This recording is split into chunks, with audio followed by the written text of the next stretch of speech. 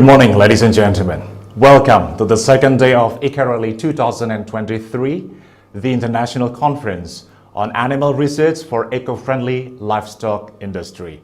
I'm Albert, your host for the second day of ICARELI 2023. Ladies and gentlemen, as you may know that this conference is held for 2 days by the Department of Animal Science, Faculty of Animal Science, Universitas 11 Maret. And this year's theme is Synergy in Advanced Sciences and Technologies for Sustainable Livestock Industry. In regard to the theme, I'm quite sure that all of you agree that food security and adequate are very essential to guarantee the sustainability of humanity. There are many factors contributing to a secure and adequate food, and one of them is the existence of new technology to produce them. This conference discusses the latest issues regarding the field of production technology, like precision and smart farming systems, bioindustrial synthetic amino acids for meat, climate changes, and many more.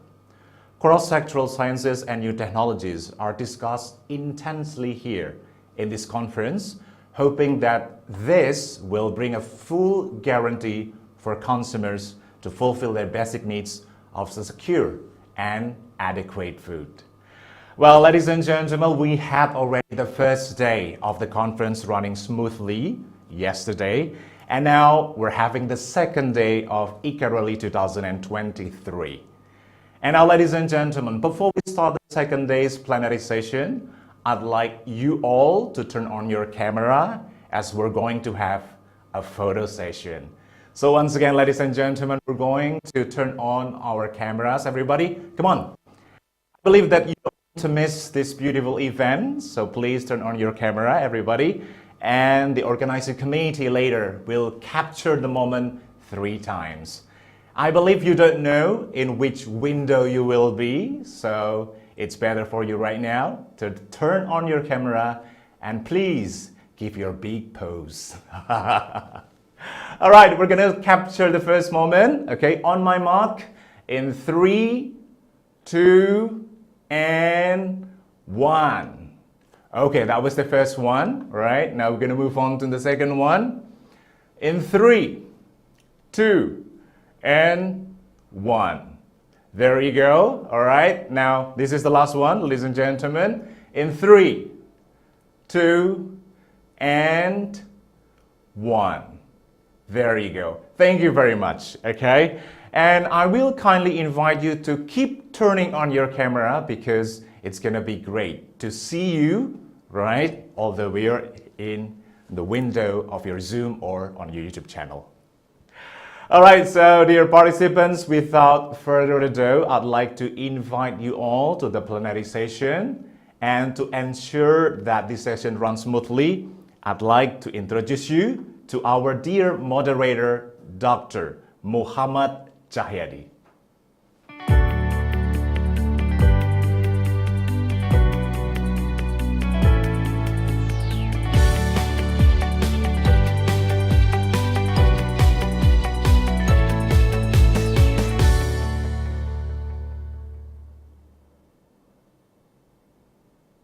All right. Dr. Muhammad Cahyadi obtained his doctoral degree from Chungnam National University, South Korea, and both his master's and bachelor's degree were obtained from Universitas Gadjah Mada Indonesia. His research interests are in animal genetics, biotechnology, and animal production. So ladies and gentlemen, now I present to you Dr. Muhammad Cahyadi. Now the forum is yours, Doctor. Thank you, Mas Albert, our Master of Ceremony for our event today. Assalamualaikum warahmatullahi wabarakatuh. Good morning, ladies and gentlemen. Thank you very much for your participation in our second ICARELI 2023. Before we are going to hear presentation from our 3 invited speakers, let me introduce myself. I am Muhammad Cahyadi, a faculty member of Faculty of Animal Science, Universitas 11 Maret. Before we are going to hear the talk from our speakers, I will say hi for our invited speaker today. Dr. Shimizu, are you already here? Dr. Shimizu from Hokkaido University.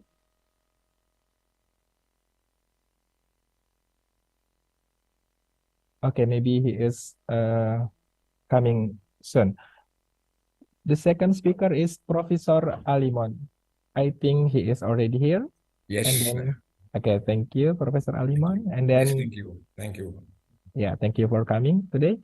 And then the third one is Dr. Lily Retna Kartikasari. Are you already here, Dr. Lily? Oh, yes. Yes. Okay, thank you. Because Dr. Shimizu not ready yet, how if you, Professor Alimon, talking first? I'm very well, thank you. Okay. Okay, for your information, this plenary will be panel. As I mentioned before, today we will have 3 invited speakers who will explain their current findings in their fields.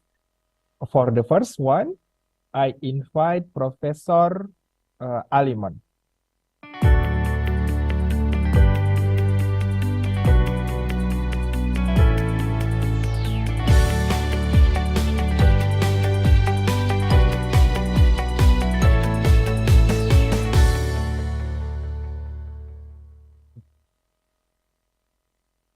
Professor Razak Alimon is a former professor at Department of Animal Science, Faculty of Agriculture, University Putra, Malaysia.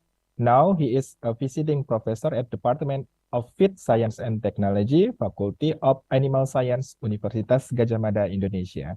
Today, he will talk about livestock nutrition availability, scenarios for sustainability in climate change context.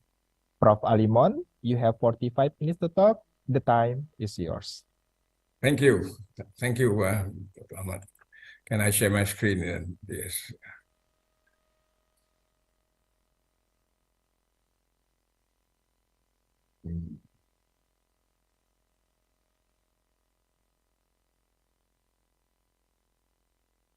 Is it okay? Can you see it? Okay. Okay, you can hear it. Okay, thank you very much. Well, a very good morning to all of you. And I hope everything's okay, everybody. And the weather here is okay in Malaysia. So I hope in Surakarta, the weather is far better than here too. Well, again, before I start, I would like to thank the organizing committee for inviting me to give a talk today, and especially Dr. Ahmad Purmono, who invited me to speak on this auspicious occasion.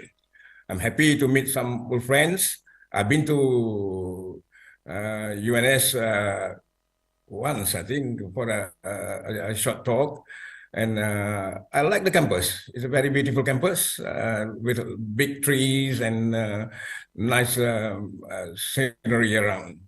So Surakarta is a nice place to go for those who have not been there. Well, the topic I'm going to talk about today is about nutrition, and I shall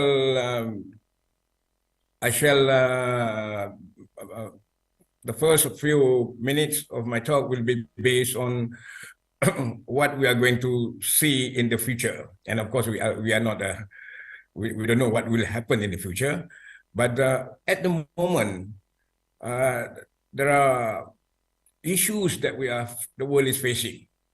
And the first issue is that the population of the world is going to increase by 9 to 10 billion people by the year 2050. They say by the year 2030, it will be about 9 billion. And by 2050, we're going to be about 10 billion people. And of course, with the increasing population, there is a demand for food, there's a demand for energy, and so on. Now, the next issue is now, that has been discussed a lot in the last 10 years or so, is the issue of global warming. And Dr. Nasrullah, in his keynote speech yesterday, spoke about changes that would affect Indonesia as far as animal production is concerned during if global or rather climate change occurs. So let's look at what is going to happen. Now, first, let's see, is climate change real? Well, it is real in a sense, because in the last 20 years or 15 years or so, they have seen 1.5 to 2 degrees centigrade increase in the world temperature. In other words, the world has been warming up a bit in the last 20 years or so. And what causes the climate change? Well, this time the causes of climate change is due to human activity. Human activity, in other words, you know, we drive cars and our cars emit gases and whatnot. And these gases are actually greenhouse gases. They have greenhouse effect, which hold the energy, the heat from the earth, and the earth is just like a greenhouse. So the earth will keep on warming. Now, and it is each and every one of us have a duty to reduce the production of methane, the production of carbon dioxide, and then the emission of CFCs. CFCs are gases used in refrigeration and air conditioning and so on.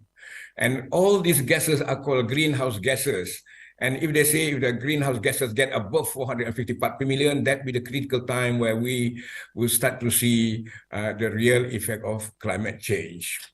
Now, has there been climate change before? Yes, there have been, but of course it had been about 250 million years ago. There was the first, well, not the first, but there was a big volcanic activity in Siberia, and then a lot of gases were produced, and the world increase in temperature. And similarly, about 200 million years ago, during the end of the Triassic era, there was again volcanic activity in the world.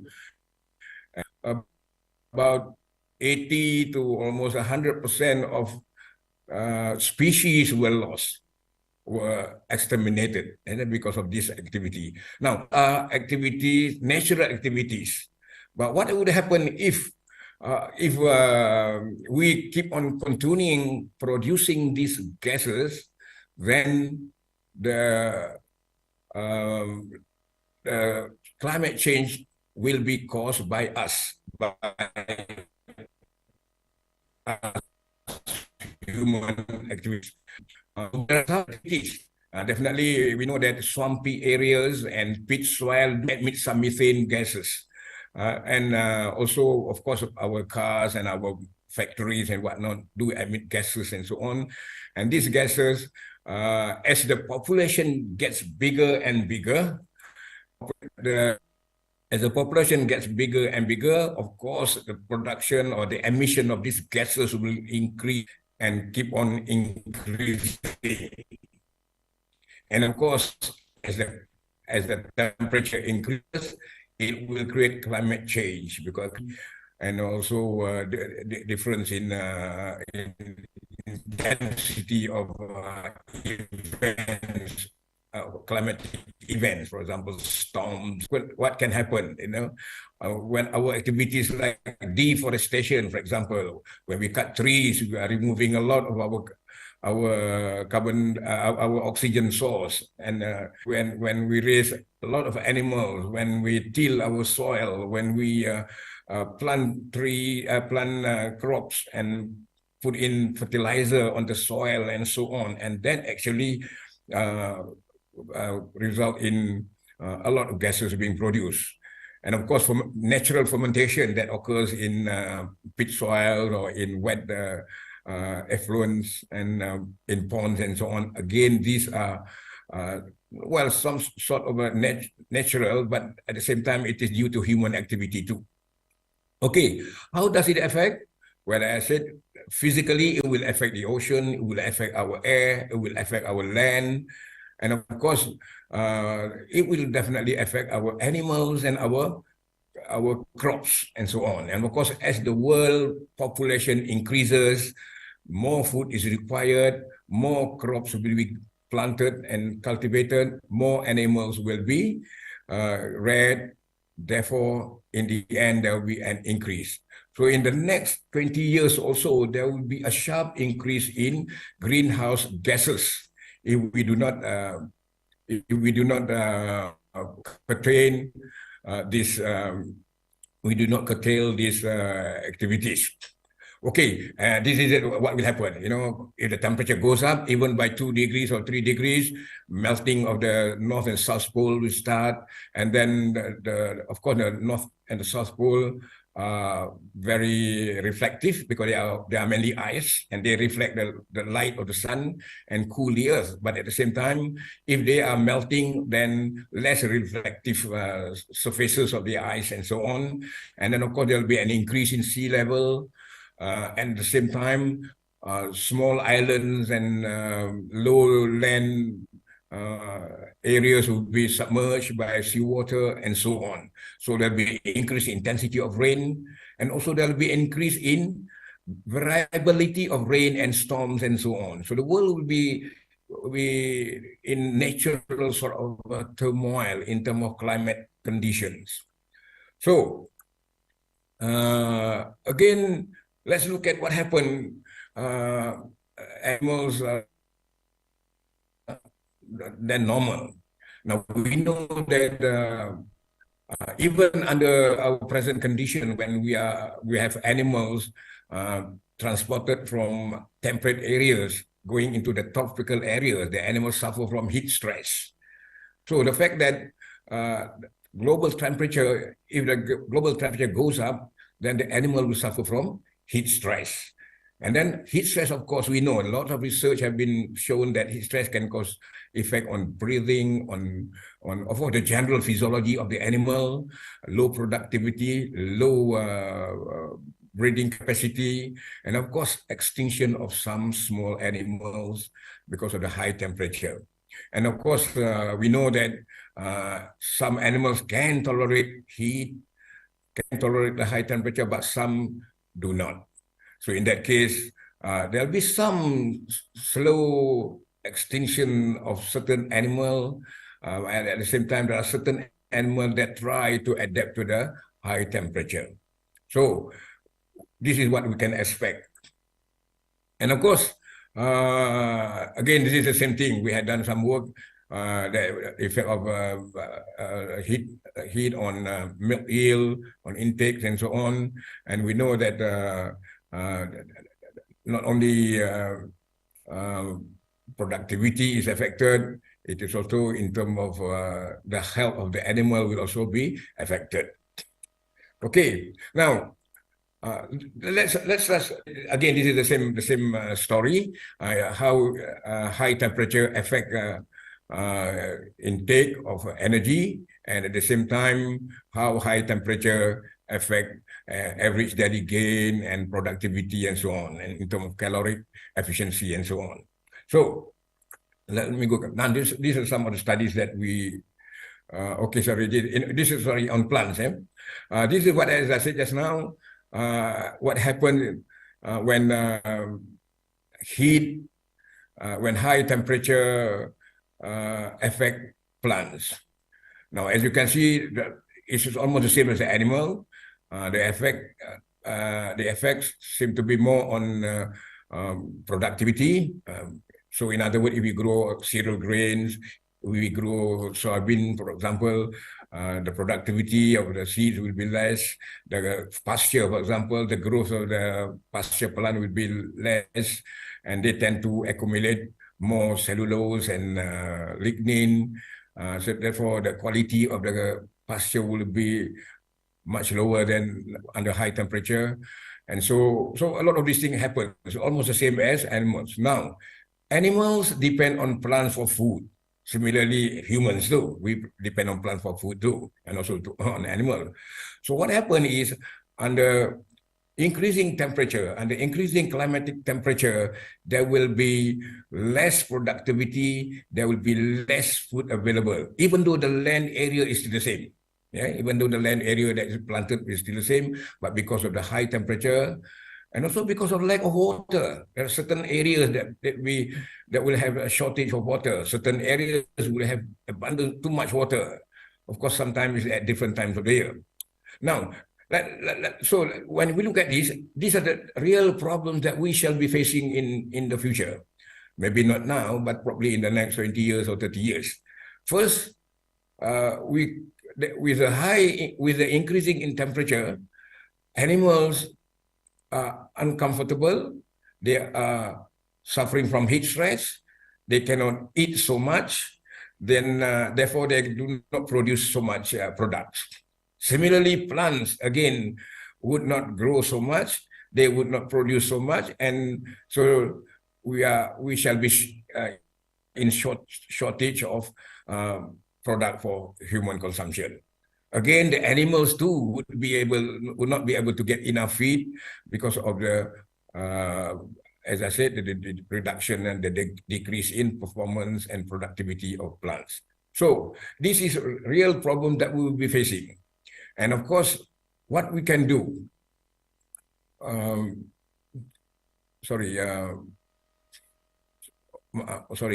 this is some of the studies that shows on the effect, and some of the work that they show that they put at plants under temperatures up to about 40 degrees or so, and even above 30, the plants start to show heat. Okay, now can we do something about it? Well, we can to a certain extent. First, to limit our population growth, which is very difficult. I know in the European countries or in the advanced or rather in the developed countries, the population growth is around 1.5% or so. Yeah, but there will be an increase in countries like Africa and Southeast Asia to about 40% increase in population by that year, by 2050. So in other words, of course, we have to reduce the population to make sure that we have enough food and so on. But again, I said it's quite difficult. Now, in a small way, we can help to reduce certain gases, for example, methane, by ruminant animal. You know that ruminant animal produce methane gas through the fermentation within the rumen of the stomach. And of course, again, we can reduce methane production by adding additives. That's quite a few additives that are known.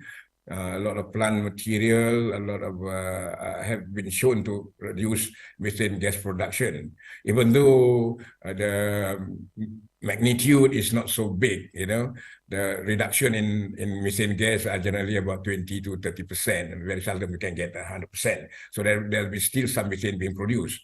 And if we were to use less fossil fuel, for example, use green energy, maybe we can reduce about 50 or 60% of that gases produced. If all the machineries and whatnot, all our lighting and cooking is done by green energy, maybe we can reduce a lot of it. And of course, in terms of animal production, the use, or rather the implementation of precision feeding. Precision feeding would be able to reduce the wastage of feed, would be able to reduce the amount of feed required by the animal, because we precisely give the animal exactly what they want in terms of their nutrient requirements. And of course, we have to use less water. As I said, because of this climate change, there will be less drinkable water available, because of course there will be lots of floods and whatnot. At the same time, there will be less drinkable water, and we have to be we have to be sort of careful with the use of water. This is especially true when it comes to animal production, because we do a lot of washing and cleaning and whatnot, and of course that needs water. And of course, less feed and food wastage. In other words, if we implement a circular economy where any waste that is being produced by the farm will be utilized by the farm system, even manure and feces and whatnot will be recycled to produce biogas, to be recycled and then to be fertilizer and things like that. So this is what we hope to do. Okay, now with climate change, there need to be a change in animal management. Remember, earlier I said there has to be an increase in land area to provide for the pasture. But then again, as I said, in many countries, most of the land area suitable for pasture and suitable for agriculture are not available anymore. In fact, most of the, even in the developing countries, about 80% of the arable area are used for human for agriculture and for pasture and so on. So in other words, the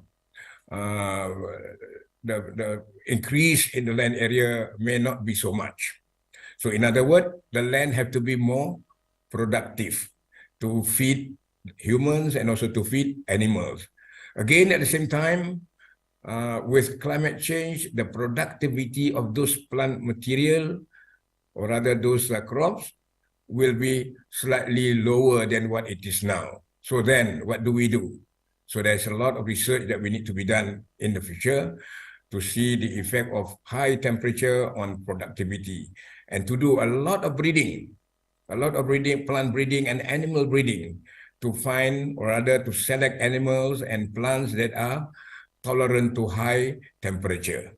So in animal production, for instance, I would propose fully intensive system, because if it is an extensive system, it will be much more land utilizable. I mean, much more land will be required, and then the land will have to be planted with pasture. That means a lot more agricultural activity, and that will increase a lot more emission of gases and things like that. Yeah? And of course, closed house system where we can control the temperature.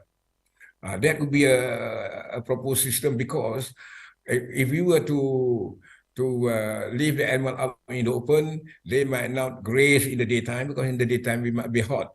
Yeah? And also grazing, as I said just now, would encourage, of course, grazing is walking, and when walking, there's a loss of energy in walking and so on, and therefore the productivity of the animal will be affected. Again, intensive feed production. In other words, feed production need not be in the form of in big agricultural areas. It has to be in some kind of intensive feed system where feed are produced just much like vegetables, where they are produced continuously, and then in intensive system. And of course, the feeding system and delivery of feed have to be adjusted, or rather have to be precise, so that the animal get what they are required and they consume almost all of what we give them. And of course, the role of robotics and Internet of Things will be very, very important in the near future.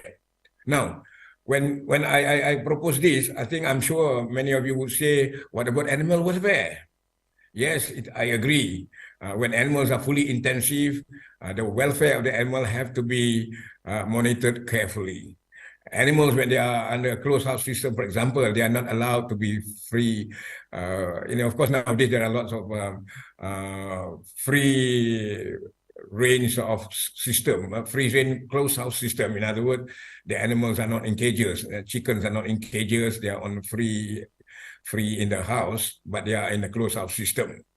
So this is the kind of thing that we have to look into. We have to accommodate animal welfare in this system, because we know that we should treat animals the kind of way that we should do. Okay. Again, when it comes to feed, the processing of feed too, or rather the type of feed that we need to be different. It cannot be corn and soybean anymore.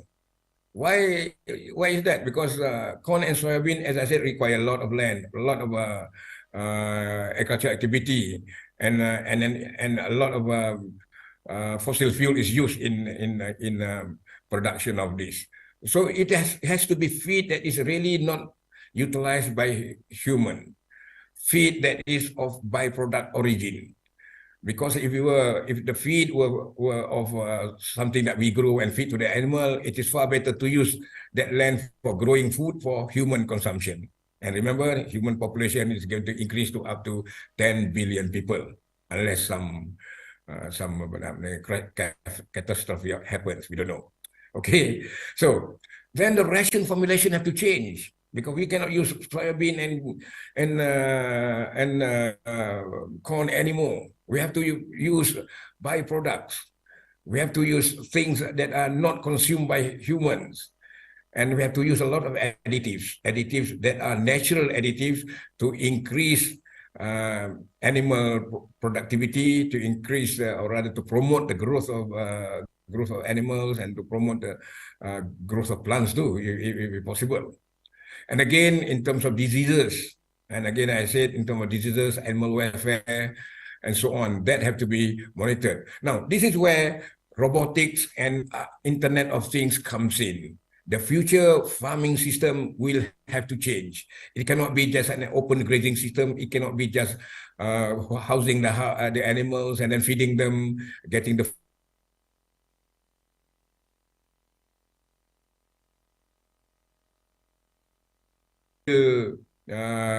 of course, with this new artificial intelligence, animals will be able to get exactly what they require. In other words, we can calculate what the animal require in terms of their production, in relation to their growth, in relation to their breed, in relation to their surrounding, in terms of temperature, in terms of heat stress, and so on.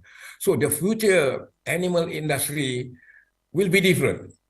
This is, I'm talking about maybe in 50 years' time or so, will be different. Because there is a lot of competition between the food for the animal and the food for humans. Okay.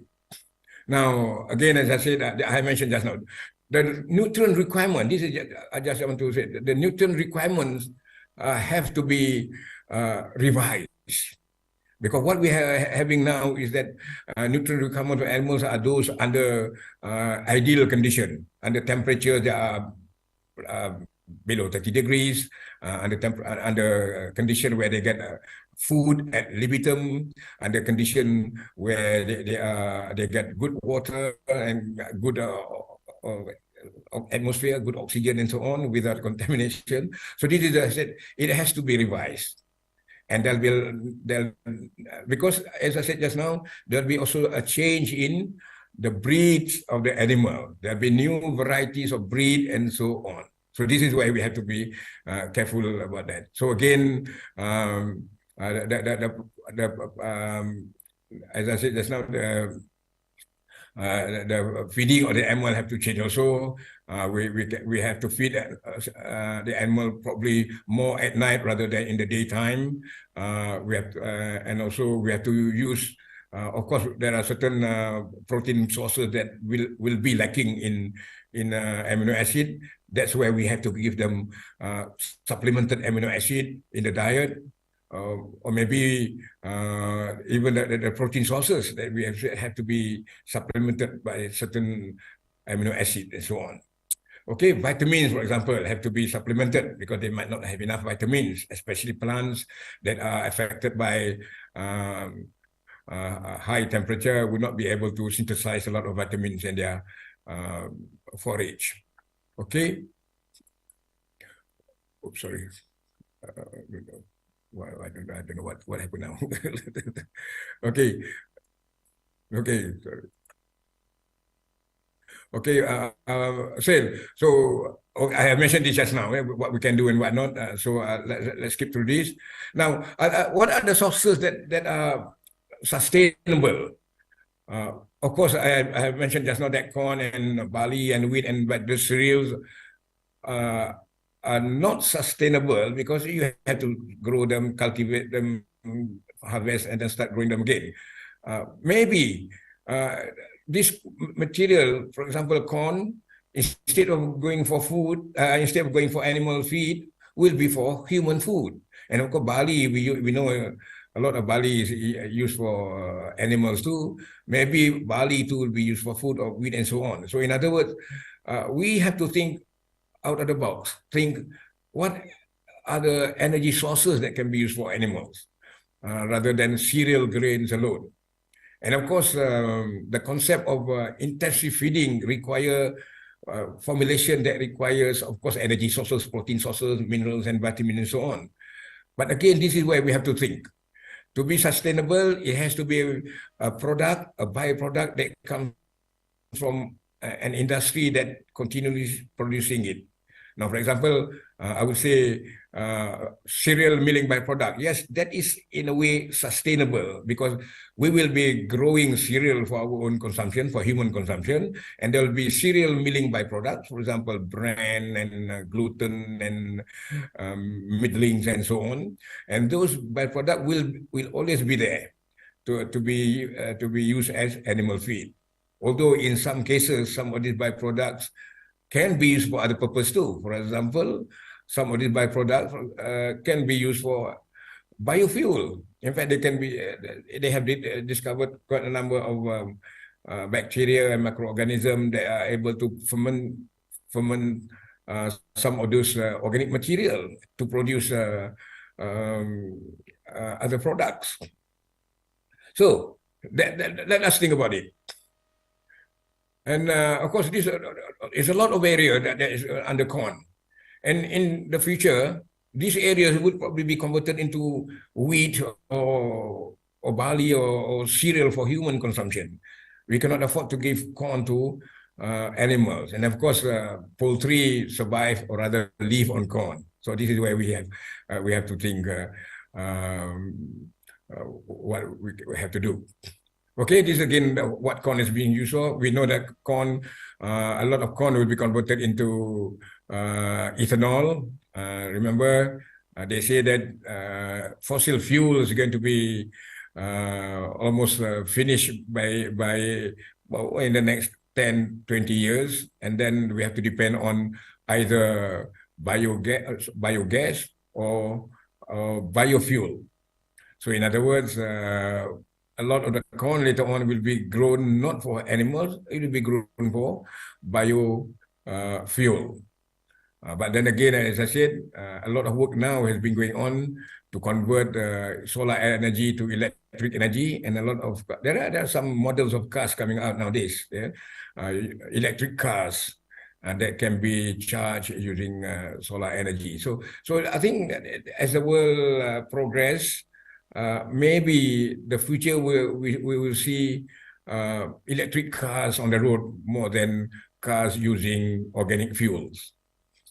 Okay, and of course, again, this is I thought would be sustainable feed source for animal, dried distillers, grain soluble. This is a product of biofuel production, product of ethanol production. And of course, it has quite high protein and so on, and it can be a suitable feed for animals. And of course, with the increase in biofuel production, there will be an increase in DDGS production, and therefore this can be used as feed. I think the only problem with this feed is the palatability, they say. Okay, quickly, again, soybean is the same thing too. A lot of areas are under soybean, and of course in future, but then again, soybean is also used a lot for human consumption. We make tempeh, we make tofu and so on from soybean, and at the same time, it is also used for animal. But when we look at the figure here, the animal use of soybean is a lot more than human production. Yeah, the use for soybean is a lot for, but in future, I suppose there will be increased use for human food. A lot more reduction, or rather decrease. Instead of now is 76% used for animal feed, it will probably go down to about 40% or so. But then there will be also an increase in the industrial uses of soybean, yeah? Because soybean can also be utilized for the oil, actually, for biodiesel, and also for the oil will be used for biodiesel and things like that.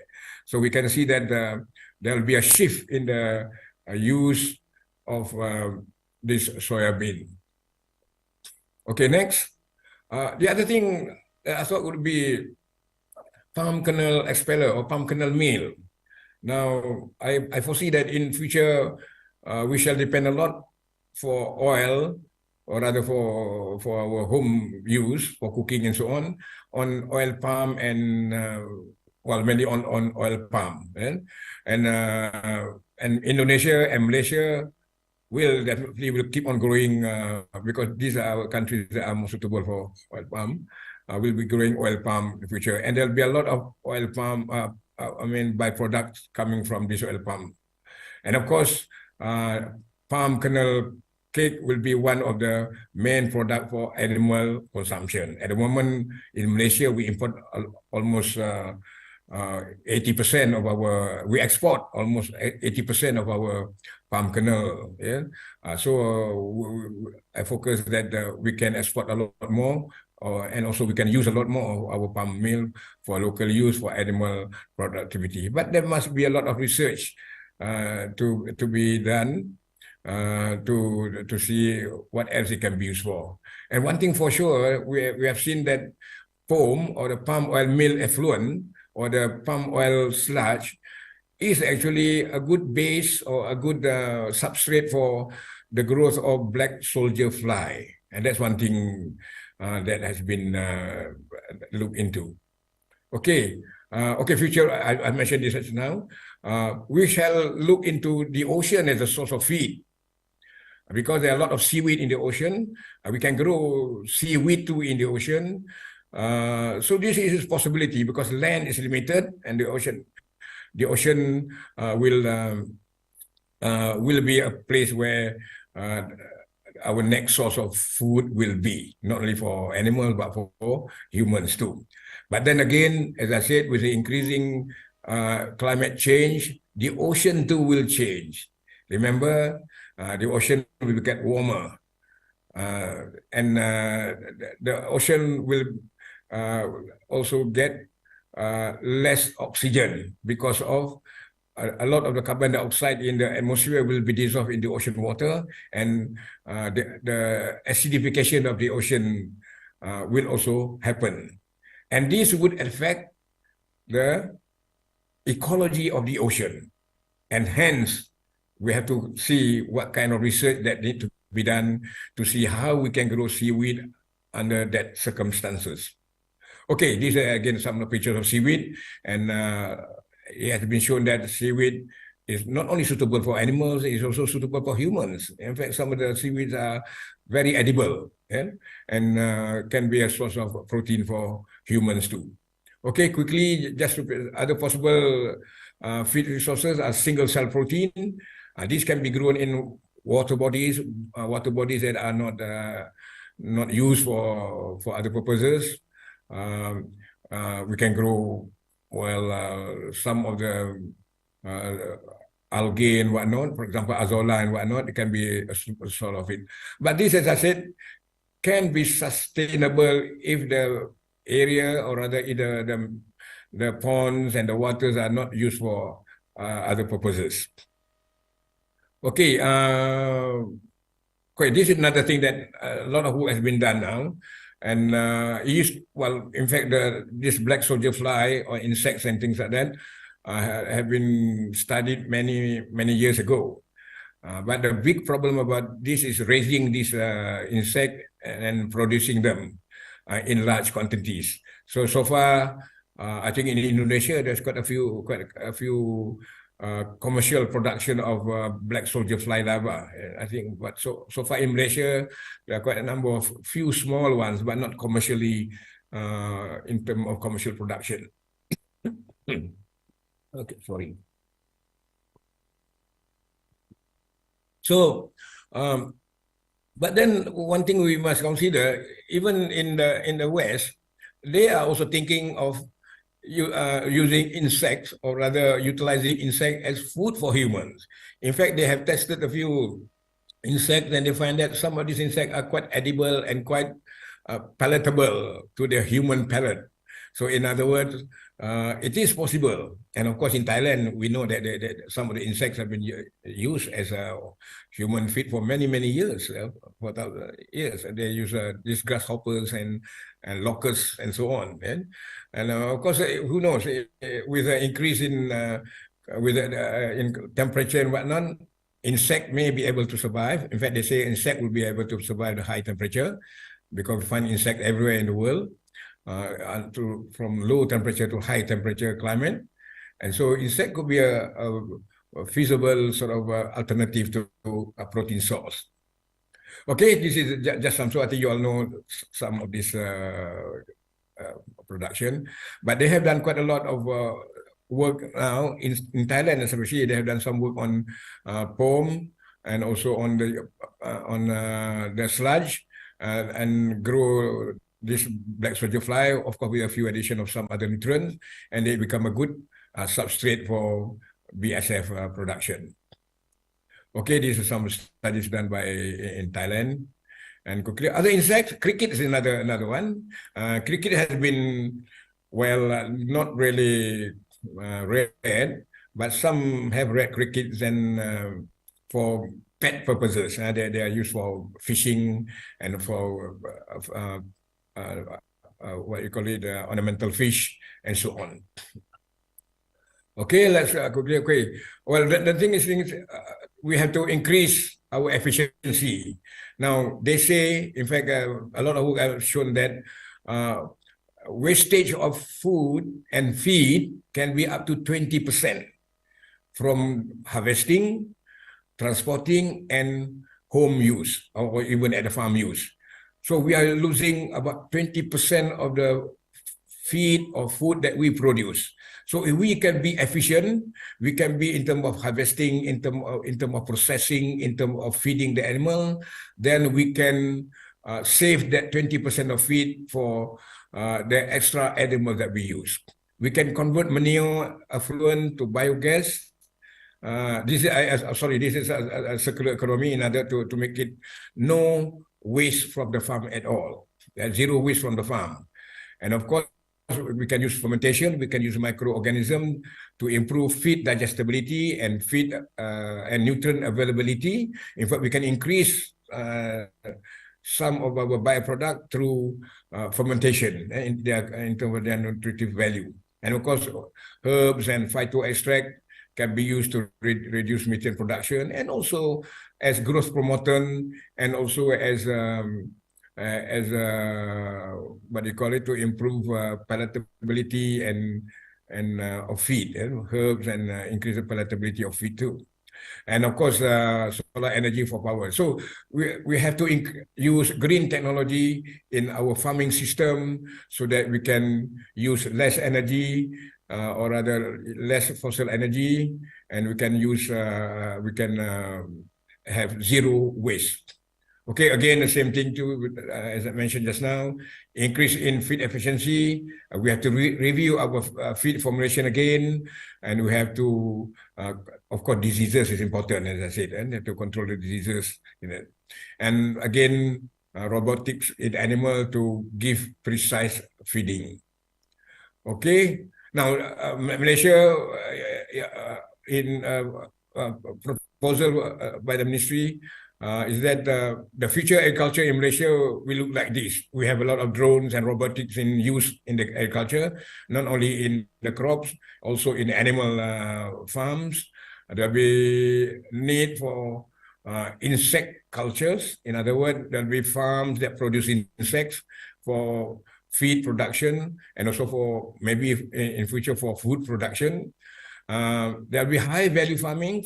Farming no longer will be thousands of acres of land. It will be like a plot of land that will be continuously producing high value system. So in other words, farming will be continuously producing high value product in terms of crops, and also in terms of, it could be even high rise farming system. For example, urban farming system. They are grown in houses, vertical farming system. And of course, there will be breeds of animal will be more like heat-tolerant animals. There'll be more in the farming system, and also heat and drought-tolerant plants that will be in the agricultural system. And of course, we need a lot of agri-technologies to run all the farms and so on. Okay. Lastly, just to conclude, as I said, plants and animals are affected by change of weather. Land, for example, for crops will be depleted, and there'll be less land for crops and also for animals. So in other words, we have to be intensive. Okay. And lastly, feed resources may not be corn or soybean. It could be some other crops that is not utilized by animals. It could be some crops that are under GMO, which can produce a lot of products, a lot of fruits or a lot of seeds, for example, for animal and human use. Okay, I think with that, I would like to thank you for your attention. I'm sorry you have to rush through all this, and I hope we can do our part in reducing the rate of global climate change. And thank you very much, Mr. Chairman. Back to you, Dr. Muhammad. Yeah, thank you very much for your nice presentation, Professor Aliman. Please give applause for him. Thank you. Thank you very much. Yeah, it is very interesting topic how to deal with climate change in livestock industry, especially in terms of animal nutrition availability. So for the audience, please keep your question in your mind. It will be very nice discussion in the question and answer session later. Now we are moving to the second speaker. The second speaker is Dr. Nautos Shimizu. Dr. Shimizu, are you already here? Yes. Yeah. Can you hear me?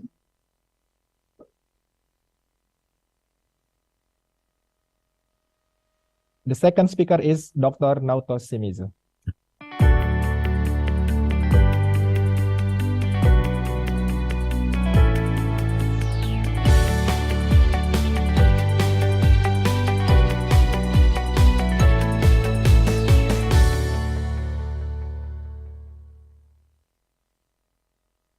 Dr. Shimizu is from Hokkaido University, Japan. He is awarded in 2019 by Japanese Society of Agricultural, Biological, and Environmental Engineers and Scientists Academic Award, and received many grants and projects. And today, he will deliver his speech entitled Food and Agricultural Waste Valorization Through the Global Food System. Dr. Shimizu, you have 45 minutes to present your topic. The time is yours.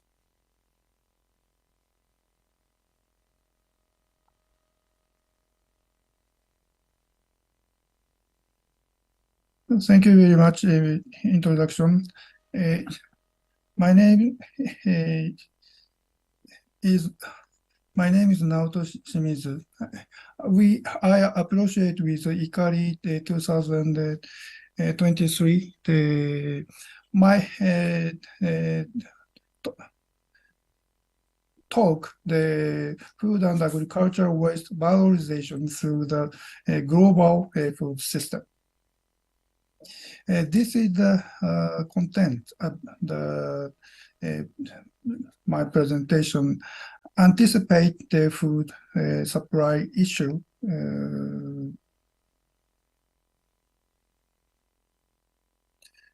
2050, the food system emissions, changes in the nutritional balance and the food proportions, the organization of food recycling by thermodynamic model, agricultural biosystem. This is the anticipated food supply issue in 2050. The creation of the industry that enables sustainable global food supply by exploring unused biological resources by 2050. The development of the technological solution for eliminated food loss and waste, and for achieving the both healthy life and the sustainable food consumption by 2050. This is the food system emission. In 2015, food system emissions around to 18 gigaton carbon dioxide equivalent per year globally, representing the 34% of total GHG emissions. This table reported evaluation of the food system emission as percentage of the national total GHG and global food system emission from 1990 to 2050. This table shows the development per capita food system GHG emissions. 1/3 of the global GHG emission comes from the food system.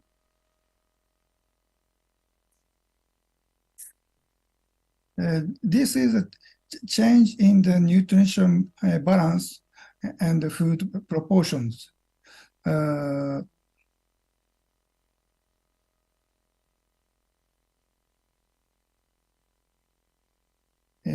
Changes in the ratio of the food consumed by day per Japanese person. Bottom graph, the total diary heat supply 1960. Upper graph, the total dietary heat supply 2010. This graph shows the increased consumption of livestock production and the fat and oils, decrease in rice consumption.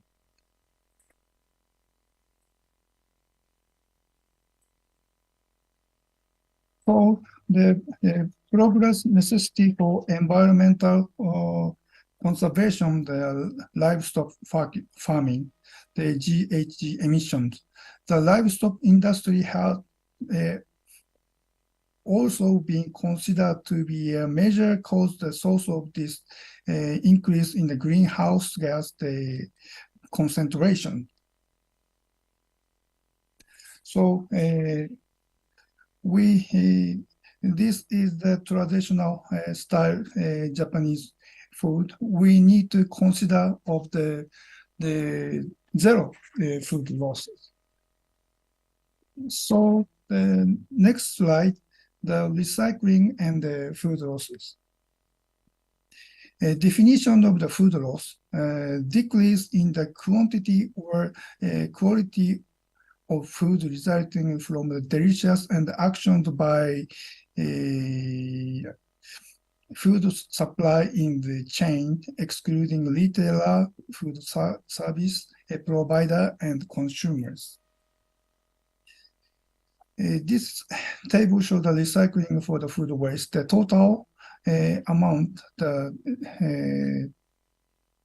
19 million ton generate. The ratio of recycling, the 85%. The amount of the food waste, here is the food loss from industry. This amount, the food loss from household. We need to consider about the wholesale, retail, and food service industry. This part should be improved. This slide shows the organization of the food recycling by a thermodynamic model. This is the water wheel, the analogy between the water wheel and the heat engine. This amount, the net consumption of the foodstuff.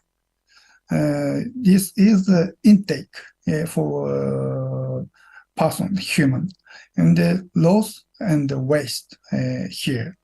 We define the efficiency, the the QH from the quantity of the net consumption and the work intake ratio.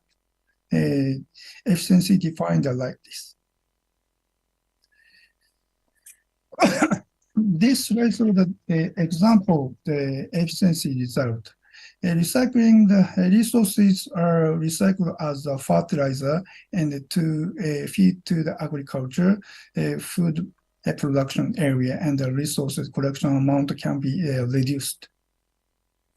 So the result of efficiency is from 66 to 74%. Efficiency will maximize used all food losses. There is an assumption when we utilize the post-production losses to increase the 20% of net consumption. These results indicate not efficiency but economic effect quite large. As mentioned above, the food loss problem is important to reduce GHG of the food system, which amounted to 80 gigaton, equivalent per year globally, representing 34% of the total GHG emissions. This is not using material flow, but the modeling for a great food transformation by other researchers. So this is the overall the agricultural biosystem, the production, the post-harvest technology, process and the consumption. And the food technology include the consumer, the preference, and the transportation. My work done the bio resource technology use agricultural residues and food waste losses, converted the functional material, food, biogas, and fertilizer. Today, I talk mainly the fertilizer from the composted and the biogas, use the biogas system. This slide shows the overview, mechanical operation for the biomass conversion, collection, and pre-processing, saccharification, solubilization, fermentation, the value added.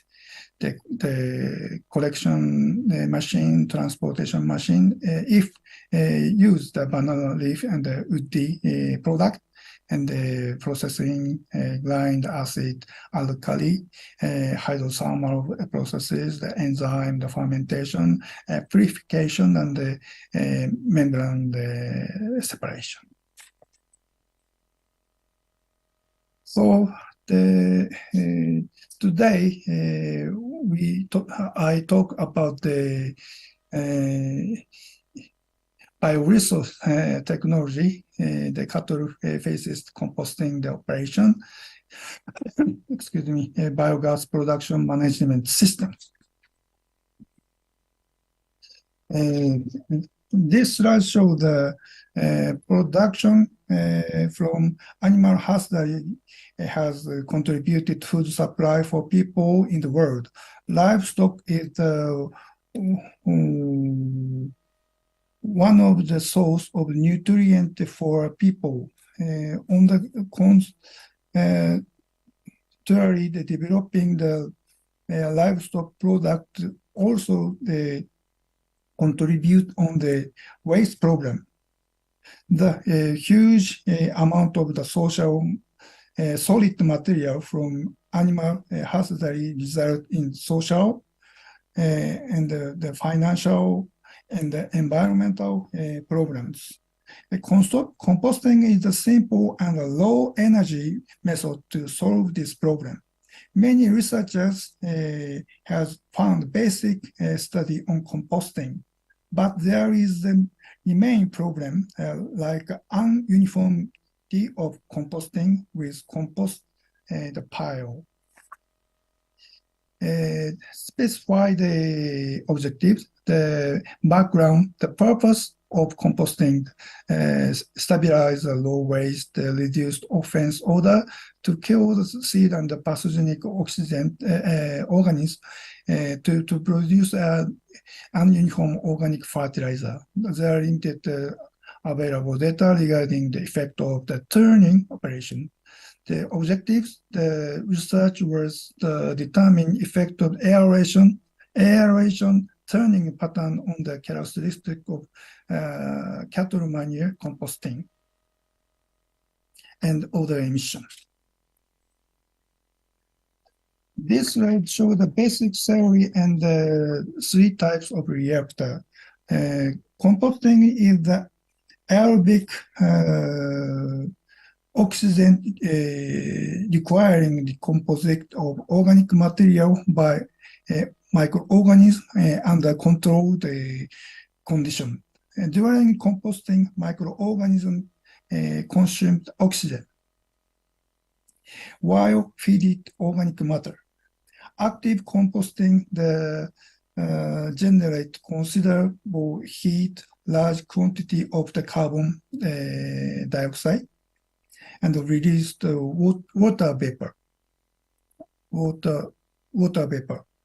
Loss can amount half weight of the initial waste material.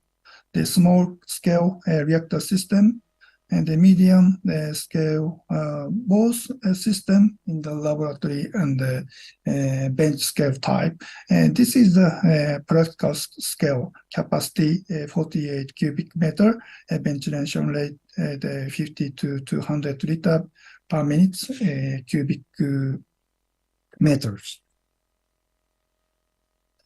And this slide shows the thermophilic composting process by aerobic degradation. Temperature increased within the composting material without heat balance during the composting. Material temperature is one of the most important variables in the composting process. Composting at temperature below 20 degrees Celsius has demonstrated significantly slow and even stop the composting process. Temperature can be an indicator of activity of the biological process composting. In the aerobic decomposition of biomass and the desired product water, vapor, carbon dioxide, and heat. Mesophilic organisms which function the best within the range 24 to 40 degrees Celsius, this range. Initial composting process as microbial activity increased slow after formation composting the pile temperature. This slide shows the experimental setup. This one is the composting reactor, have the total capacity 18 liter and the fabricated 20 centimeter diameter polyvinyl PVC pipe. Each layer 15 centimeter. Composting reactor made stacked 4 layers, 1, 2, 3, 4 layers.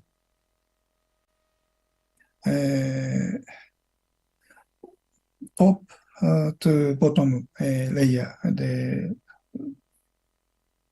is a premium chamber in bottom layer. Each layer has the wire mesh at the bottom. Advantage of wire mesh for sampling without mixing the other layer. Reactor received the forced aeration. This pump, the forced aeration from an air pump we can use a flow meter capacity 0.5 to 10 liter per minute.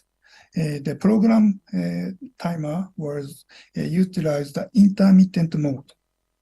The outer surface layer and the bottom, the compost reactor was the insulate with the 10 centimeter thick glass wool reduced heat loss.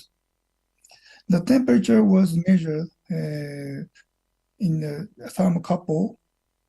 The temperature thermocouple was installed. Each small pipe in the PVC pipe, each layer temperature data recorded the PC. This is the turning pattern. The A type, the no turning, like this. B type, the full turning. The turning after the 100 hours and install and the process and the full turning and distribute manual. This one, type C is the turning and the position. The turning and the position change. This slide shows the aeration mode and the temperature profile.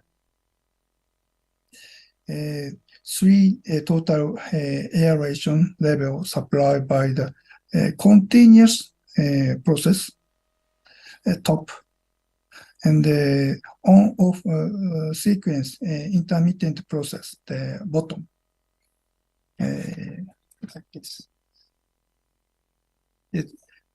Total air supply 1 and 2 3.24 and 10 cubic meter per kilogram dry matter amounted to 360 hour composting by continuous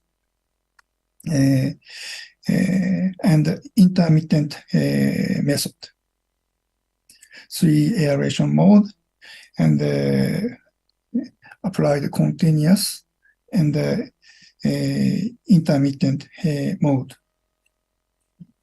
And this slide shows the effect of the aeration mode, the turning and the temperature profile. This slide shows the continuous mode. Continuous mode, this one, this is the intermittent mode, the temperature change profile. So, table 3, the organic matter loss of the composting material after during the 360 hours composting. Continuous mode, here with the aeration rate 3 pattern, and the intermittent mode, the 3 pattern. So we found using the continuous method, increasing the aeration within the 0.05 to 0.5 liter per minute, enhance the organic matter degradation from 10 to 30%. For the intermittent method, increasing aeration rate 0.15 to 0.45, increased organic matter degradation from 28% to 37%.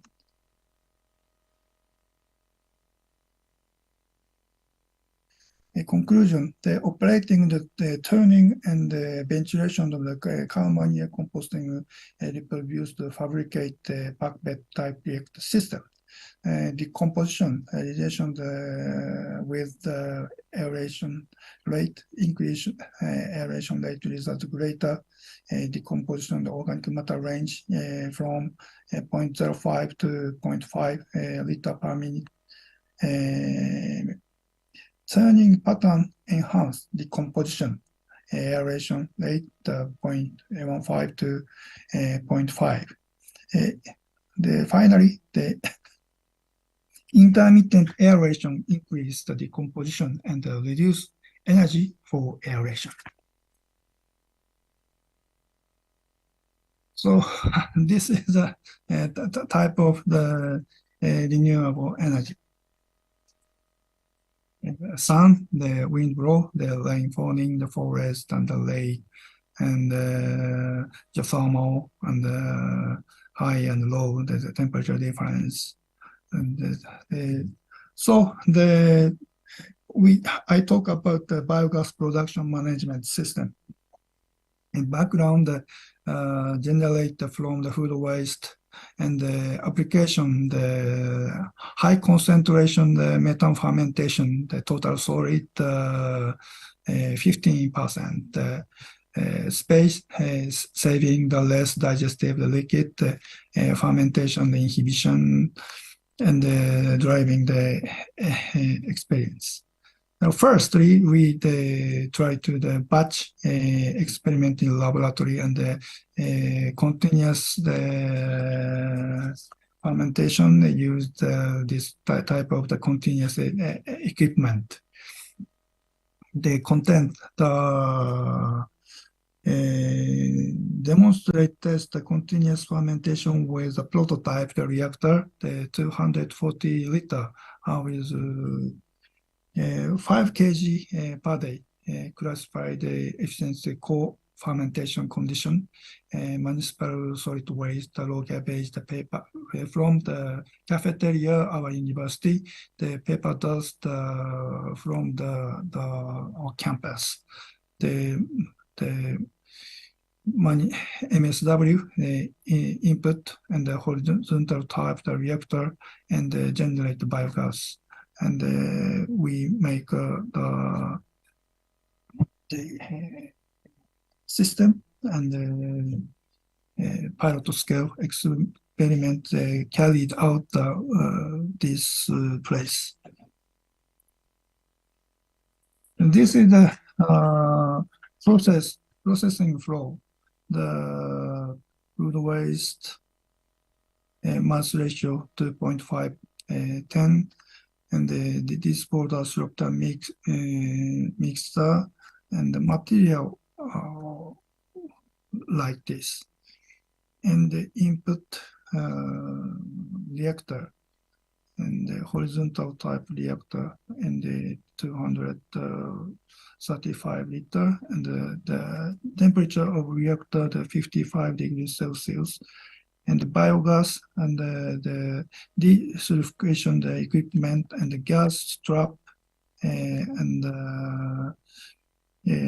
this one is the surplus, and this one is the return the process. The horizontal type, the cylinder type, the reactor.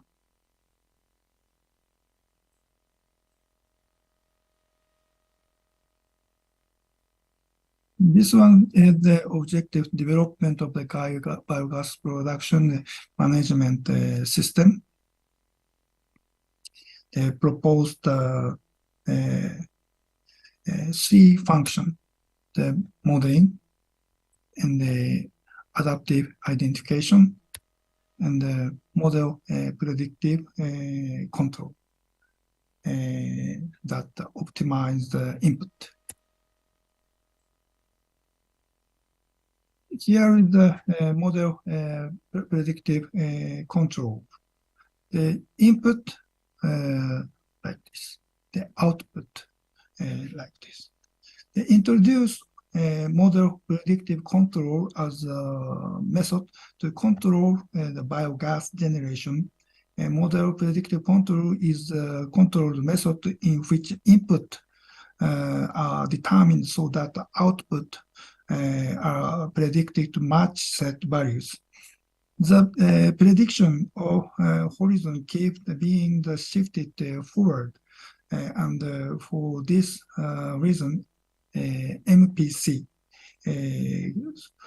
called recording the horizon control. Although this approach is not optimal, in practically it has given a very good result. So the tuning result, the numerical simulation result, the optimal solution given the model prediction the control. The optimum feedstock input, the bacteria and the substrate. And the right-hand side, the predictive biogas, the production rate. Very good performance. This optimal solution for the feedstock input integrate decrease times with constructed with the deviation of the biogas production 5 to 40, 5 or less the 48 to the 120, and the feasible solution was determined. The input was adjusted with the accuracy maintained. So this study, we developed the biogas production management system consisting of 3 functions: the predictive prediction model, analytic direction, parameter estimation, the system, and the feedstock dimension controller. Prediction model analytic digestion process was based on the mass balance theory, experiment, and the biogas production management system had a high prediction accuracy and controlled performance. So this is the NANDA work. The primary model and the simulation, the Hokkaido University's the gas production used the simulator, mass balance and economic analysis and profit analysis, the sensitive analysis. This work, the master work.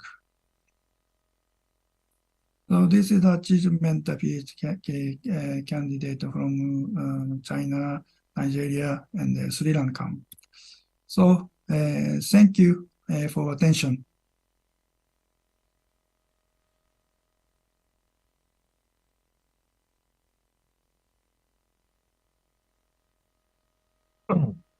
Yeah, thank you very much for your nice presentation, Dr. Shimizu. Surely, I predict a lot of questions from our participants already. However, please be patient and keep your question in your mind until question and answer session later after the third speaker. So we move to the third speakers. The last speaker for today is Dr. Lili Ratna Kartikasari.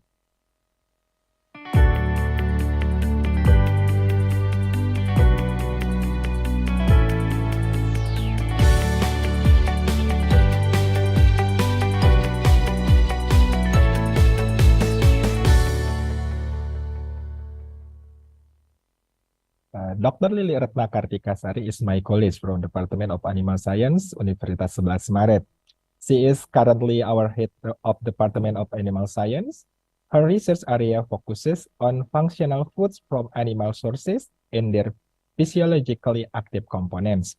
Therefore, today she will present about optimizing omega-3 enriched chicken product. Dr. Lili, the floor is yours. Okay, thank you, Dr. Cahyali, for introducing me. Good morning, everyone. It is a great opportunity for sharing experience and knowledge in this great conference. So thank you very much for the committee for inviting me. In this presentation, I would like to talk about optimizing omega-3 enriched chicken products. First of all, let me briefly talk about background of this study. There are three kinds of fatty acid associated with all fats. And this classification is based on the number of double bonds in the fatty acid chains of the molecule. Fatty acids which have no double bond in the molecule are named saturated fatty acid or SFA. Those which include one double bond are termed monounsaturated fatty acid or MUFA. And fatty acid with two or more double bonds are called polyunsaturated fatty acid or PUFA. And here, one example of saturated fatty acid is stearic acid, and monounsaturated fatty acid is oleic acid.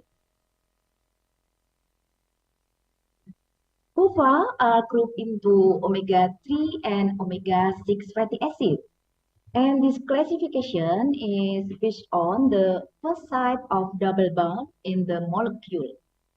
A PUFA is defined as an omega-3 fatty acid when the first double bond is located after the third carbon counting from methyl end of the molecule. When the first double bond is placed after the sixth carbon, it is referred to as an omega-3 6 PUFA. As an example of omega-3 PUFA is alpha-linolenic acid, we call ALA, and one form of omega-6 PUFA is linoleic acid or LA. LA and ALA cannot be synthesized in the body, so they must be obtained from our diet, and they are known as essential fatty acid. Let's have a look this figure. The biologically important omega-3 fatty acid for human health include ALA, EPA, DPA, and DHA. ALA can be converted to EPA, DPA, and DHA by desaturase and elongase enzymes. The important form of omega-6 PUFA for human health are linoleic acid, LA, and arachidonic acid, AA. LA can be converted to arachidonic acid in the human body. Okay, due to competing roles of omega-6 and omega-3 PUFA in the production of anti-inflammatory and inflammatory eicosanoids, balanced intake of omega-6 and omega-3 fatty acid is necessary to avoid chronic disease and to maintain good health. And then what are the health effects of omega-6 PUFA? Okay, linoleic acid is considered to have beneficial health effects as it can lower plasma cholesterol. However, arachidonic acid is the precursor of the 2 series prostaglandins, thromboxanes, and the 4 series leukotrienes, which have pro-inflammatory vasoconstriction and prothrombic properties. So diet enriched in omega-6 PUFA are associated with inflammation, constriction of blood vessels, and platelet aggregation. That means involving in various pathological processes such as atherosclerosis, bronchial asthma, and several inflammatory conditions. And on the other hand, omega-3 has a positive effect on health. Eicosapentaenoic acid, we call usually EPA, is the precursor of the 3 series prostaglandins and the 5 series leukotrienes, which are a group of eicosanoids which has a function such as inhibit inflammation or anti-inflammation, enhance vasodilation, and inhibit platelet aggregation. And then now we have a look for docosahexaenoic acid, DHA, is the precursor for docosanoids that include resolvids that have potent anti-inflammatory and immunoregulatory actions. And then in here, we can see that DHA can reduce the risk of cancer and cardiovascular disease. And then we can see that other function of omega-3 fats are to provide substantial protection against other chronic and metabolic disease, such as diabetes, obesity, and osteoporosis. So, considering the health effect of polyunsaturated fatty acid, we can summarize that a high consumption of omega-6 PUPA and a very high omega-6 to omega-3 ratio promote the pathogenesis of many diseases, including cardiovascular disease, cancer, bronchial asthma, inflammatory condition, and autoimmune disease. Okay, so it's clear that increasing the consumption of alpha-linolenic acid ALA is important to promote a high level of omega-3 fatty acid in tissue or in egg, meat, and influence positively on human health. It is well documented that an important determinant for optimal conversion of ALA to omega-3 LC-PUFA is the ratio of LA to ALA in the diet. That means we need to recommend. And then the recommended intake, and then the recommended ratio for LA to ALA is 1 to 4 to 1. And then currently, the ratio of omega-6 to omega-3 fatty acid, for example, in Western diets is approximately 10 to 20 to 1, which indicates that Western diets are deficient in ALA and have excessive amounts of LA. The increase in LA consumption due to an increase in dietary intake of vegetable oils that are high in omega-6 fatty acid, or probably not enough have fish or fatty fish, for example. Okay, so the beneficial health effect of omega-3 fatty acid are as follow for the summary: prevent cardiovascular disease and decrease the number of the risk of sudden cardiac death, prevent rheumatoid arthritis, improve development of neural and visual function, also prevent neurodevelopmental delays, and then reduce the risk of cancer, reduce blood triglyceride levels, and improve immune function. Well, studies related to omega-3 LC-PUFA intake found that fish consumption of 1 to 2 meals per week was associated with a reduced incidence of coronary heart disease. In addition, the consumption of EPA and DHA in the range of 0.5 to 1.8 grams per day significantly reduced the number of deaths from heart disease and all causes of mortality. So consumption of 1 gram per day of ethyl ester of omega-3 LC-PUFA decrease the risk of cardiovascular and coronary disease and sudden death. Similarly, dietary omega-3 LC-PUFA also has beneficial effect on the prevention and treatment of rheumatoid arthritis because omega-3 LC-PUFA has a strong anti-inflammatory component. For example, by consuming fish or consuming fish oil at least 3 grams per day. Considering the beneficial health effect of omega-3 fat consumption, an increase in the consumption of this fatty acid is recommended.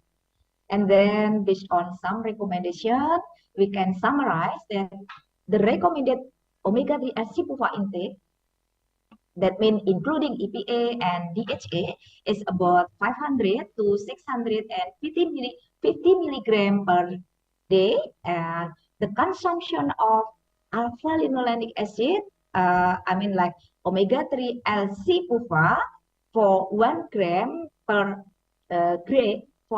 day reduce the risk of cardiovascular disease.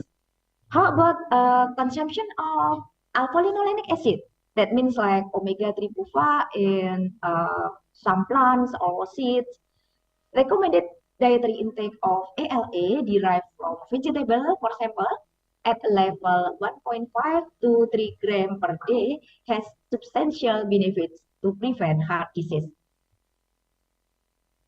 The American Heart Association recommends consuming fish, especially fatty fish, at least.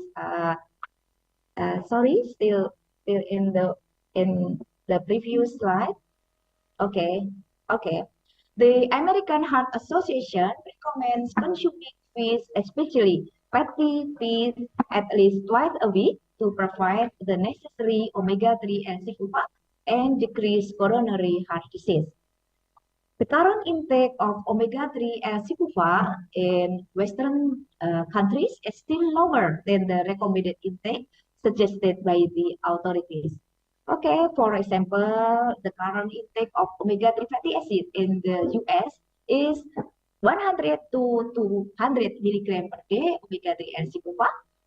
And this intake is similar to the current Australian intake, which is at about 200 milligram per day omega-3 LC-PUFA. Thus, it appears that the consumption of omega-3 LC-PUFA need to be increased by approximately threefold. Okay, as we can see in this table, some dietary recommendations have been made for omega-3 fatty acid. However, the recommended omega-3 acid PUFA levels vary considerably. For example, in here, some organization, the International Society for the Study of Fatty Acids and Lipids recommend to consume EPA and DHA levels about 500 milligram per 500 milligram with at least 222 milligram for both EPA and DHA. And then in here we can see that UK Scientific Advisory Committee on Nutrition and also the American Heart Association recommends to consume fish at least twice a week. Okay, to achieve the recommended intake of omega-3 LC-PUFA, it is important to recognize and identify food sources that are rich in omega-3 PUFA, ALA, and omega-3 LC-PUFA, EPA, and DHA that the public could eat in sufficient amount. The major of omega-3 LC-PUFA in human diet is fish and fish product. As we can see in this table, some fatty acids such as barramundi, coral trout, flathead, herring, red snapper, salmon, and tuna are rich sources of the omega-3 LC-PUFA, especially EPA, DPA, and DHA. And here we can see that the level of omega-3 LC-PUFA in Atlantic salmon is about 31%, bluefin tuna 35%, and red snapper reach 48.6% of total fatty acid. When expressed as gram per kilogram of fish, sardine contains EPA and DHA 25.6 gram per kilogram of fish in total, and herring contains 16.8 gram per kilogram. We can assume that in 100 gram of herring, for example, contain approximately 830 milligram of DHA. So it indicates that fatty acid rich in omega-3 LC-PUFA. As we can see in this table, omega-3 LC-PUFA sources are also available in the form of supplements that are derived from marine oils. For example, cod liver oil contains 200 milligram per gram oil. Omega-3 LC-PUFA consists of 110 milligram EPA and 90 milligram per gram oil DHA. And then for standard fish oil contains total EPA and DHA 300 milligram per gram. Commercial product of omega-3 LC-PUFA such as omega-3 free fatty acid concentrate and omega-3 ethyl fatty acid concentrate contain total EPA and DHA more than 650 milligram per gram, which are 750 and 840 milligram per gram respectively. Okay, as we discussed before, fish including fish oil contain high levels of omega-3 acid buffer. In this table, the EPA and DHA are expressed in 100 expressed in gram per 100 gram of total fatty acid. Salmon, sardine, and menhaden oil are considered to have the high level of DHA. The source of omega-3 acid buffer are meat and eggs, the other source, yeah. And here, egg omega-3 fats are expressed in 8 milligram per egg. As we can see that the level is much lower than in fish and fish product. For example, in chicken, regular chicken only contain 30 and 8 milligram per egg DHA. And then in chicken meat contains 6 milligram per 100 gram of meat. Some plant fats and nuts also contain high levels of omega-3 buffer, ALA. Vegetable oils that are known as the major source of ALA in here include flaxseed, rapeseed, canola, and soybean. Flaxseed oil contains approximately 53% omega-3 buffer, and canola contains about 9% alpha-linoleic acid. Some oil contains high level of omega-6 buffer, linoleic acid. As we can see in here, soybean, wheat germ, corn, and sunflower oil, which reach approximately 50 gram per 100 gram. Other sources of ALA include nuts such as chia, walnut, and hemp seed contain high level of ALA. And here we can see, for example, chia seed contains about 18 gram per 100 gram of total fats. And then microalgae also have high level of omega-3 acid buffer, EPA, and DHA. For example, I just mentioned one example, Phaedactylum tricornutum, which contains 36.5 gram per 100 gram of total fats, EPA, and 33.6 gram per 100 gram DHA. And other microalgae you can see in this table. This table shows the fatty acid composition and omega-6 to omega-3 ratio of different vegetable oils. We can see here. And then flaxseed oil contain high level of omega-3 buffer, alpha-linoleic acid, which is 57%, and relatively low omega-6 level linoleic acid, which is about 16%. Therefore, flaxseed oil has a low LA to LA ratio, which is 0.28 to 1. On the other hand, sunflower oil has a high LA to LA ratio due to this oil contains high level of omega-6 buffer, LA, which reach 71%.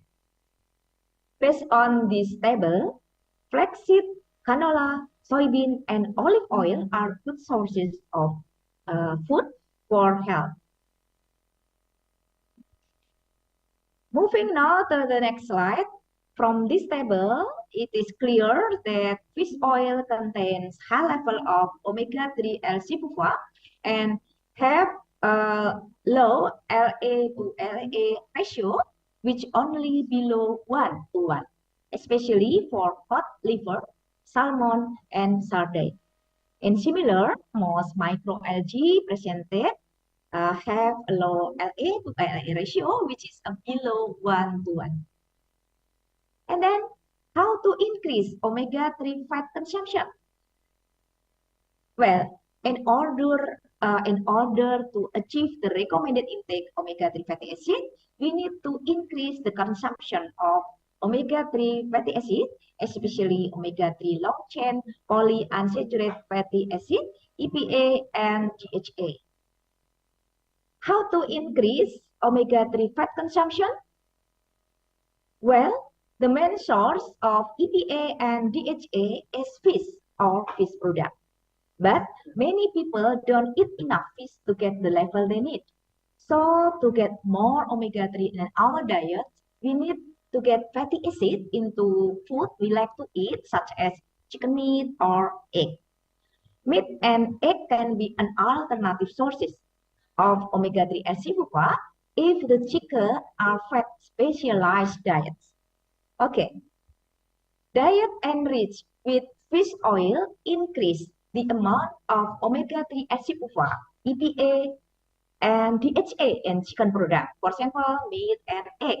However, some problems have been encountered, such as there are negative effects on the sensory properties of meat or eggs.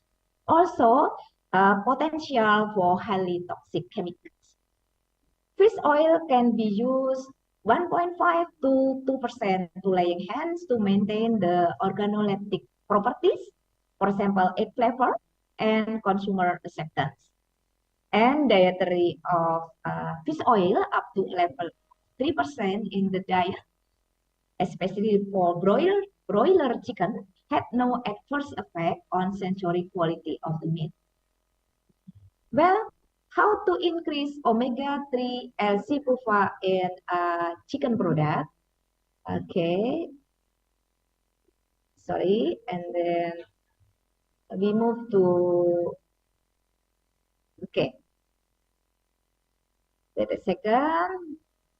Okay, so like I can say in here for here when please go to previous slide. Yeah, okay. Okay, and here that diet for chicken included with marine sources. And then another source of dietary intervention is by supplementing alpha-linolenic acid. So for alpha-linolenic acid also can increase omega-3 L-cipufa and the products. Okay, move now to next slide, please. Okay, as we can see in this table, it is clear that diet enriched with fish oil increase all omega-3 fatty acid, EPA, and DHA. And the highest level of fish oil, which is 1.5, result in or produce the highest content of EPA and DHA and total omega-3 fats. EPA and DHA level increased by twofold. And then turning now to the next slide, please. Interestingly, when EPA and DHA level increased by dietary inclusion of fish oil, the level of SFA or saturated fatty acid decreased. Similarly, the deposition of omega-6 linoleic acid and arachidonic acid reduced by adding fish oil up to 1.5%, and this followed by a decrease in the level of total omega-6 Moving now to the next slide. Let's have a look for broiler study. As we can see here that increasing level of dietary fish oil from 1 to 3% linearly increase EPA and DHA, also total omega-3. And we can see here that the highest level is achieved for the highest content of fish oil. But total omega-6 decreased significantly, so it results in a decrease in the ratio omega-6 to omega-3.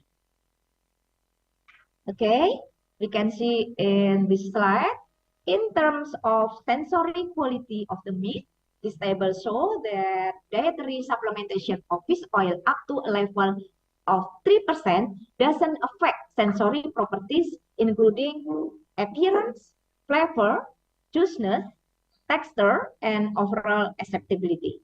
This indicates that fish oil can be applied in the chicken diets up to 3%. Moving now to another slide, please. And here, this is for another strategy I already mentioned before, that feeding diet rich in alpha-linolenic acid, especially from plant or vegetable oil, so that chicken can convert the DLALA or omega-3 PUFA to omega-3 LC PUFA. Well, several studies showed that diet enriched with alpha-linolenic acid, for example, and here from flaxseed oil, increased omega-3 fats. And importantly, there is no negative effect on broiler performance and the sensory quality of the meat. However, some studies failed to demonstrate a large increase in EPA, DBA, and DHA in meat or in final product. The lack of response in these studies could be due to competition between the omega-6 and omega-3 fatty acid for desaturation and elongation enzyme in the synthetic pathway. Let's have a look for this graph. Okay, these results are parts of my work. Here we can see that EPA level is shown by red line and DHA is blue line. Well, in general, the increase in the level of omega-3 LC PUFA for chicken product by supplementation of omega-3 PUFA sources to chicken diet show a similar trend to other studies. Other studies below the red and blue line. However, there is a different response in omega-3 LC PUFA accumulation in tissue. The variation of response among study may be in part to high level of LA to ALA ratio in the dietary treatments, and maybe as a result of the fact that a different strain of birds and eggs was used. Okay, let's have a look for this diagram. Alpha-linolenic acid is the omega-3 precursor found in vegetable oils and can be converted by desaturation and elongation enzyme to the important omega-3 LC PUFA, EPA, DPA, and DHA. However, desaturation and elongation enzyme are also involved in the conversion of linoleic acid, which is omega-6 PUFA, to arachidonic acid or AA. So this indicates that high consumption of LA can reduce omega-3 LC PUFA production. So LA to ALA ratio of diets is an important determinant for the optimal conversion of ALA to omega-3 LC PUFA, EPA, DPA, and DHA.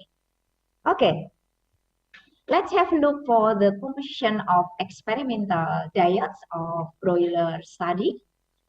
The ALA levels of the diets in here ranging from 0.26, which is in control diet, to about 8% energy LA of control diets was 2.7% energy. And LA levels of experimental diets ranging from about 4% in diet 1 to 4.6% energy in diet 6.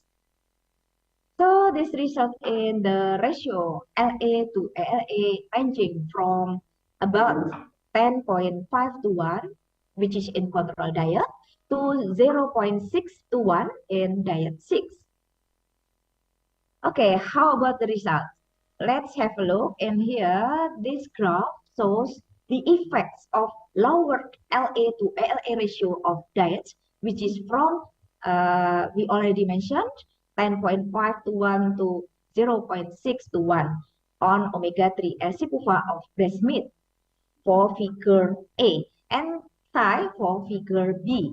there were significant differences on the level of omega-3 acid among groups.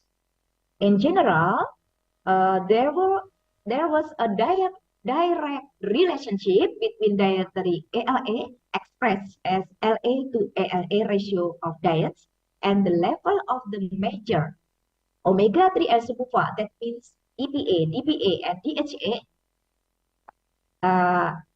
increased. Yeah. So, and here we can see that the highest level of omega-3 acid was achieved at the lowest LA to ALA ratio dietary treatment. That means LA to ALA ratio lowest, that means higher in ALA content of the diet. Okay, let's move to another slide. Similarly, from this graph, we can see that increasing level of dietary ALA enhance the level of the major omega-3 acid. And here we can see that for EPA, red line, DPA orange, and DHA blue line. We can see also that the highest level of omega-3 acid was achieved at the highest level of dietary ALA. And we can see here that diet rich in ALA increased EPA and DHA levels of breast meat to 5 and 4-fold respectively. Okay, turning now to this graph. In this study, chicken were fed diet high in omega-6 linoleic acid, ranging from about 3 to 4.5% energy, while keeping constant ALA about 2% energy ALA. This indicates that the ratio of LA to ALA in the experimental diets increased. So, like in contrast with the previous study, and here LA increased and ALA keep constant. Okay, the results showed that increasing level of dietary LA decreased significantly omega-3 acid levels both in breast and thigh tissue. This finding currently confirm the previous study that the ratio of LA to ALA in the diets is an important determinant for the optimal conversion of ALA to omega-3 acid EPA, and DHA. And we can suggest that LA to ALA ratio below 2 to 1 is potential ratio to enrich egg and meat omega-3. Well, the question is, if we feed ALA to chickens, will this provide a good source of omega-3 fats for humans? Okay, let's have a look for the next slide. This study evaluates the omega-3 fatty acid profiles of cooked breast meat from two different strains of chicken, which are cob and roast. And here the data are expressed as milligram per 100 of 100 gram of meat. The results showed that diet enriched with omega-3 alpha-linolenic acid up to a level of 6% energy increased all omega-3 fatty acid, ALA, EPA, DPA, and DHA.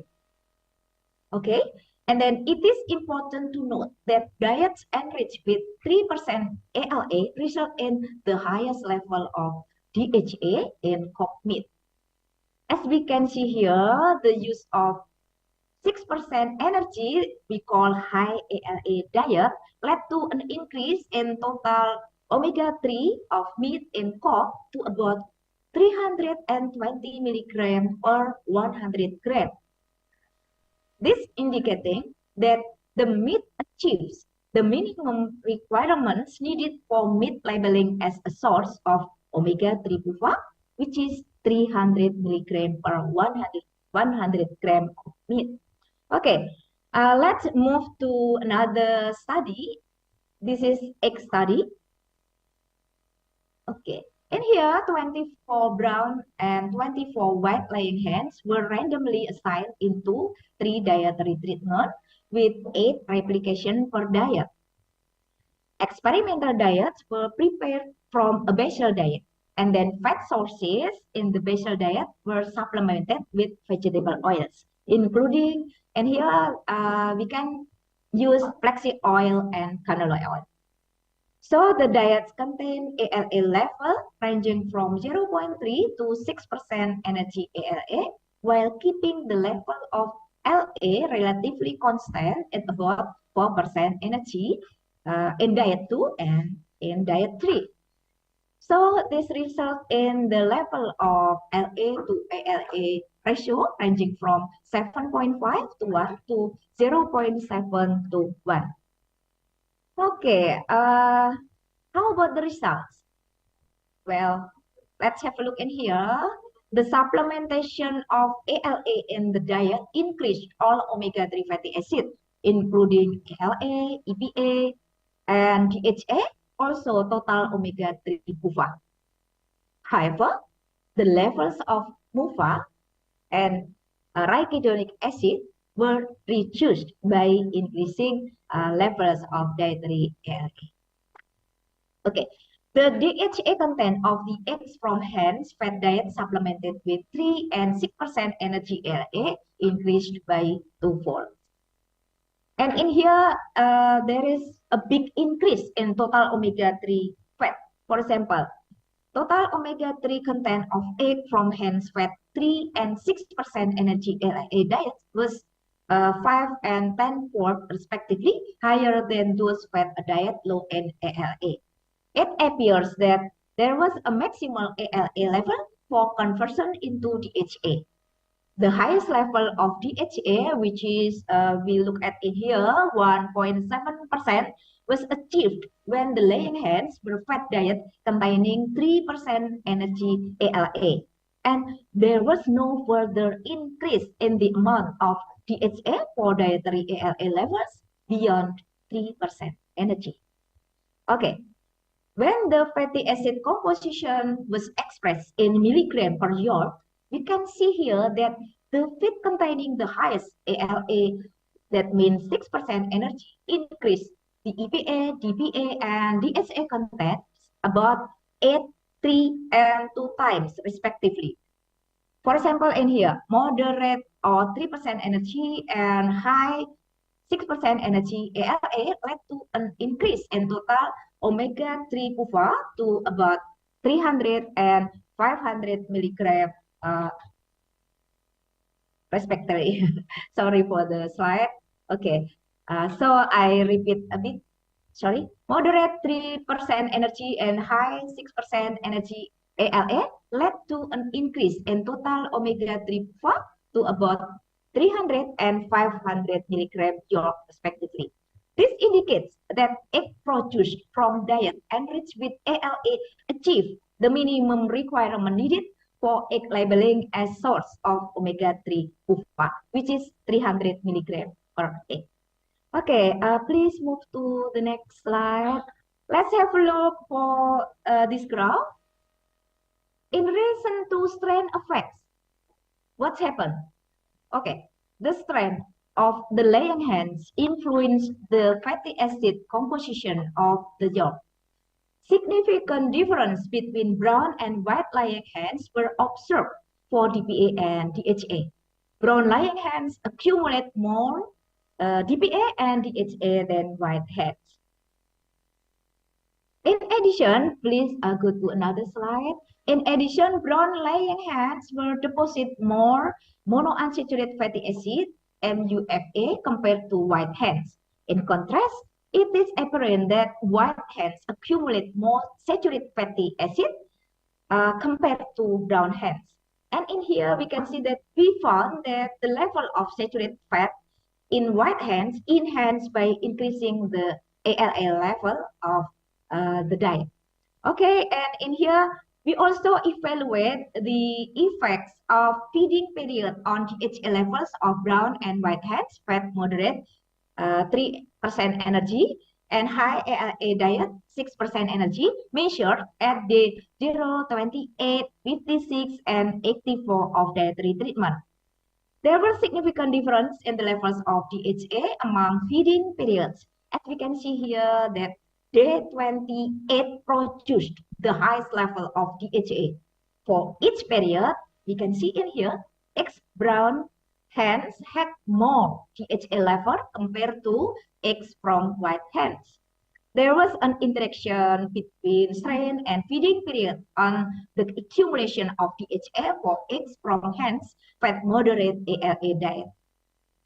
We can note in here that the highest egg DHA content was produced at day 28 by brown laying hens. Okay, moving now to the sensory study. And here we can see that importantly, increasing levels of dietary ALA did not affect egg aroma, taste, aftertaste, flavor, and off flavor of hard-boiled egg. And then let's have a look another product. How about scrambled egg? Enriching ALA levels in the diet had no effect on sulfur aroma, butter aroma, oily odor, taste, aftertaste, egg flavor, butter flavor, or flavor of scrambled eggs.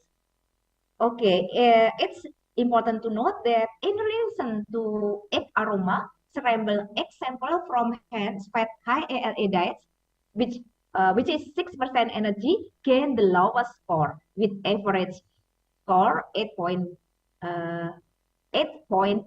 But this was only small changes because the average intensity score for X aroma from hens fed low ALA diet was only 9.5 as well. Okay, so this is already. Okay, okay, thank you. So still have time, I think. Thank you very much. As we can see in this table, there were some differences in the perception of sensory attributes between brown and white hens. I mean like white eggs hens. Yeah.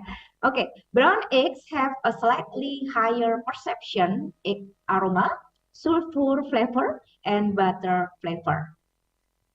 And then this is compared to white eggs. Okay, and a significant interaction. So moving now to the next slide, please. A significant interaction between diet and strain was observed. Diets high in ALA slightly decreased egg aroma in white scrambled eggs. These differences may be related to a higher omega-3 L-SIFOVA content, in particular DPA and DHA, and brown eggs compared to white eggs. Okay, so for take-home message, I can conclude the supplementation of fish oil between 1.1 to 2% for laying hens and up to 3% to broiler diets increased omega-3 L-SIFOVA without affecting sensory quality of the product. And then the ratio of LA to ALA in the diets is an important determinant for the optimal conversion. The optimal conversion of ALA to EPA and DHA, and LA to ALA ratio below 2 to 1 leads to promising potential to enrich egg and meat omega-3 fatty acid. And then dietary incorporation of omega-3 rich vegetable oils into diets could be an alternative to marine sources to produce egg and meat higher in omega-3 L-SIFOVA without affecting sensory qualities of the chicken product.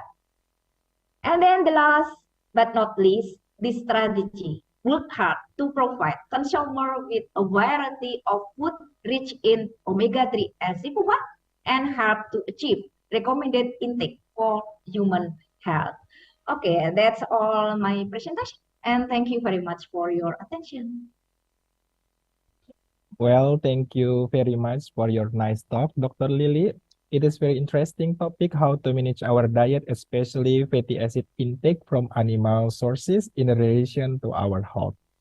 Now we are in the question and answer session. So I invite all participants to ask some question for invited speakers. Please raise your hand, mention your name and institution, and tell us to whom will your question be addressed.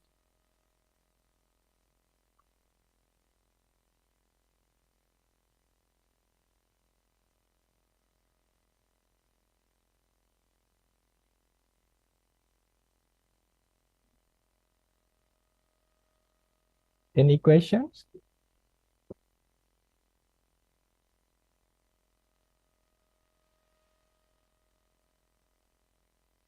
Okay, first question will be Fazah Dia. Fazah Dia, please open your mic and Okay, thank you. Can you hear my voice? yes, good. Okay, thank you for the opportunity. My name is Faza and I'm from UNS. I want to ask a few questions for Bu Lili. Okay. Okay, the first one is there any possible to use local ingredients plants enriched in LA to get high level of omega-3 fats? And the second is to maintain sensory quality, how much the level of flaxseed or canola milk? Thank you. Okay. Okay, thank I you. can answer this? No, not yet. Wait a minute. Okay. Maybe I will wait for 2 or 3 questions. Next question, please.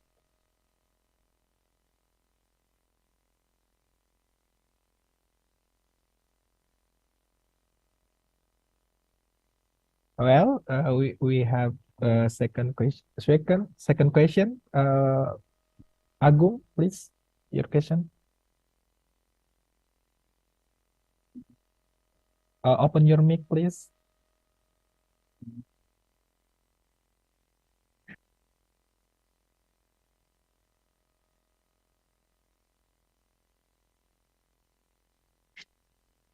Okay, so I want to ask a question before I ask question previously.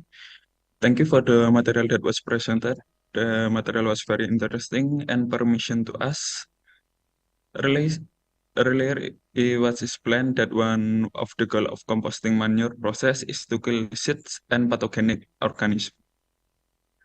Will for the explanation, it was more about aeration and turning method. Will for the mechanism of seed killing seed has not yet been fully explained. May I know how? I know how the seed of pathogenic bacteria was killed during composting process? Because from what I know, to kill seed of bacteria, we need very high temperature and continuous process. Thank you. Okay, thank you, Agung. For who your question addressed?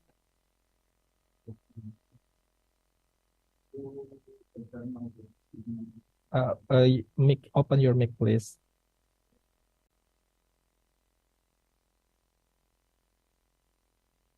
Open your mic, please, and for who your questions?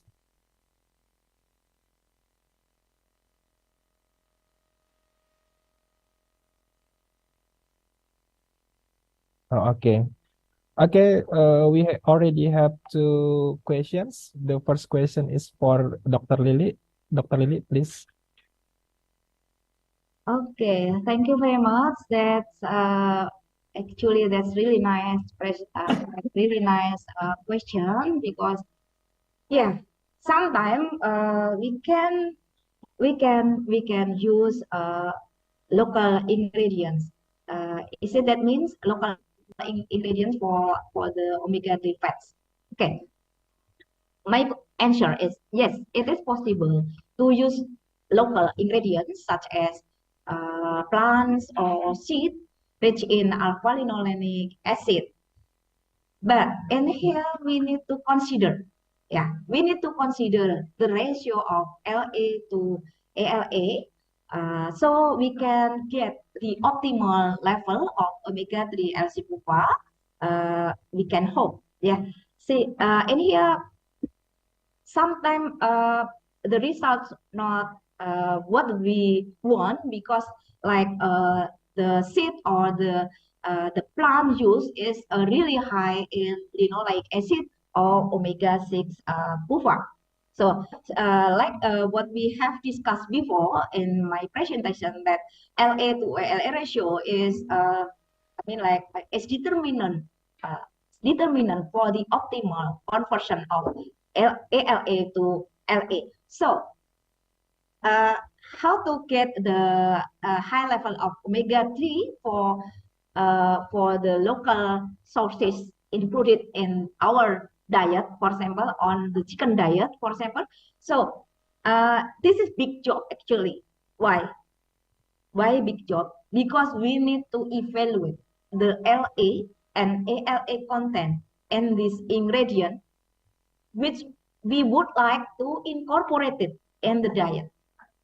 So this is the big job because sometimes the analyze, sometimes like probably researchers not include in the evaluation of LA to ALA. So when the results coming and then will give surprise because the level of omega-3 L-sucrose not like something like that. Okay, and then when we use a local ingredient, for example, a plant or a seed, we need to consider whether the plant or seeds contain high level another component that inhibit for the chicken performance. For example, we can take crude fiber. Crude fiber need to have level standard level, and then when we would like to incorporate the source of omega-3 L-sucrose in high level and without consider the crude fiber, probably will reduce the chicken production, something like that. Is it okay for the answer? Is it okay? Or do you have any feedback?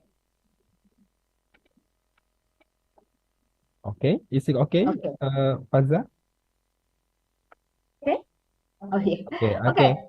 For the second question is addressed to Dr. Shimizu because Dr. Shimizu already here. Please, your question, Agung.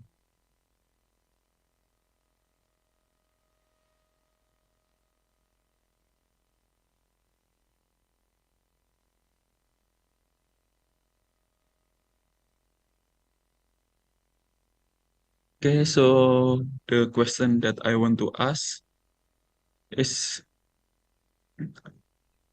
earlier it was explained that one of the goal of composting manure process is to kill seeds and pathogenic organisms. Well, for the explanation, from what I heard, it was more about aeration and turning method. Well, for the mechanism of seed killing has not yet been fully explained. May I know how the seed of pathogenic bacteria was killed during the composting process? Because from what I know, to kill the seed of bacteria, we need very high temperature and continuous process. Thank you. High temperature continuous process. Once again, please explain the point of your question. Maybe I will summarize his questions. May he know how to kill pathogenic bacteria during composting process? Cause in his to kill the because to kill the pathogenic bacteria we need or we have to increase the temperature. And then how the mechanism? Mechanism to how to kill the pathogen. Yeah, pathogenic during composting. Mechanism. Oh, the very difficult question, but I think there are some limitation of the temperature, like the individual the pathogen the pathogen life. Almost the pathogen they killed about more than 60 degrees Celsius. They maintain temperature about 2 or 3 days. The composting process, normally the continue about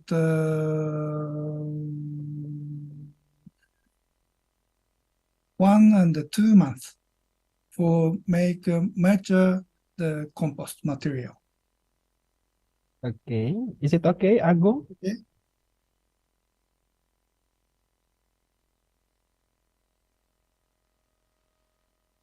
Is it okay, Agung? Okay. Thank you, Dr. Shimizu, for your answer. And then I invite more questions, please.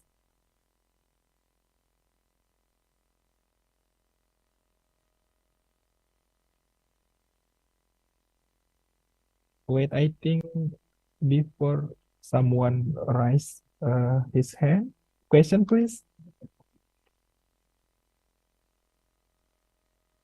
Okay. Mr. Duatmaji, please, your questions.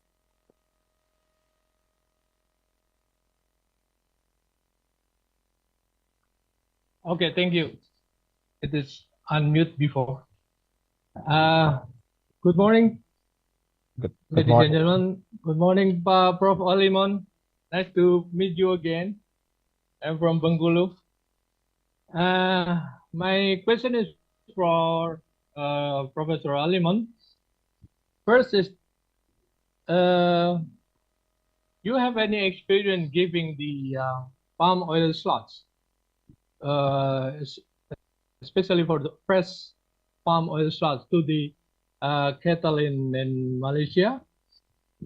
And secondly is that we experience giving the fresh palm oil slots to the Nubian goat for producing milk, and it's failed because the smell of the milk become worse. So you have any suggestion for giving the palm oil slots to the milk production cattle or goat? Thank you. Yeah. Professor Aliman, please. Yes, okay, thank you, Mr. Duatmaji. Thank you very much for your question. It is interesting because palm oil sludge has been used in animal feed many years ago. And remember, we normally feed palm oil sludge to beef cattle or to other small ruminant, even goat and sheep is okay. Now, the problem with palm oil sludge is that it lasts only a few days. You can keep up to about 10 or about 1 week. After that, fungus will start to grow. And when fungus start to grow, then the palatability goes down. Now, the maximum we normally put in cattle diet is about 20%. 20%, that's about the maximum. But then, of course, it is normally mixed with sometimes roast grain and sometimes with tofu waste, and then given together with roughages. Now, there are two types of sludge nowadays. One is the sludge that is obtained from the pond. In other words, all the wastewater from the factory goes into the pond, and then they clear the pond every couple of weeks normally, and that is the sludge. Now, there is another type of sludge. We call it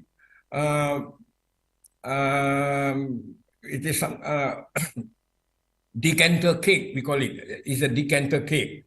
Well, it is not a cake. Basically, it is not. But we just call it a decanter.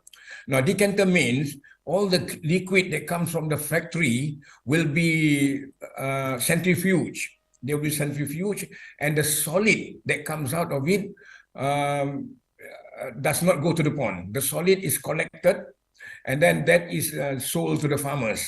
And that decanter is a far better feed than the sludge, because the sludge is normally something that has been in the pond for about 2 weeks or so, and then they are collected to clear the pond, and then they are given to the farmers.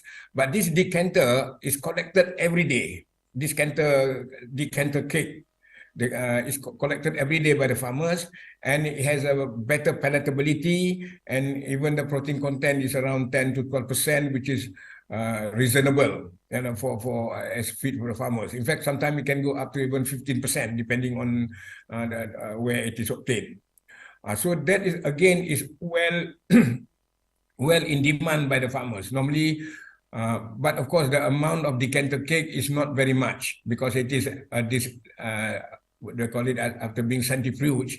So the amount they obtain is actually quite small. So one depend on the size of factory, but normally they limit to one farmer, one truckload. That's it, and then the farmer will come and feed them direct to the. Now, with regard to the sludge, they have also fed them to goats and sheep. Again, they mix it with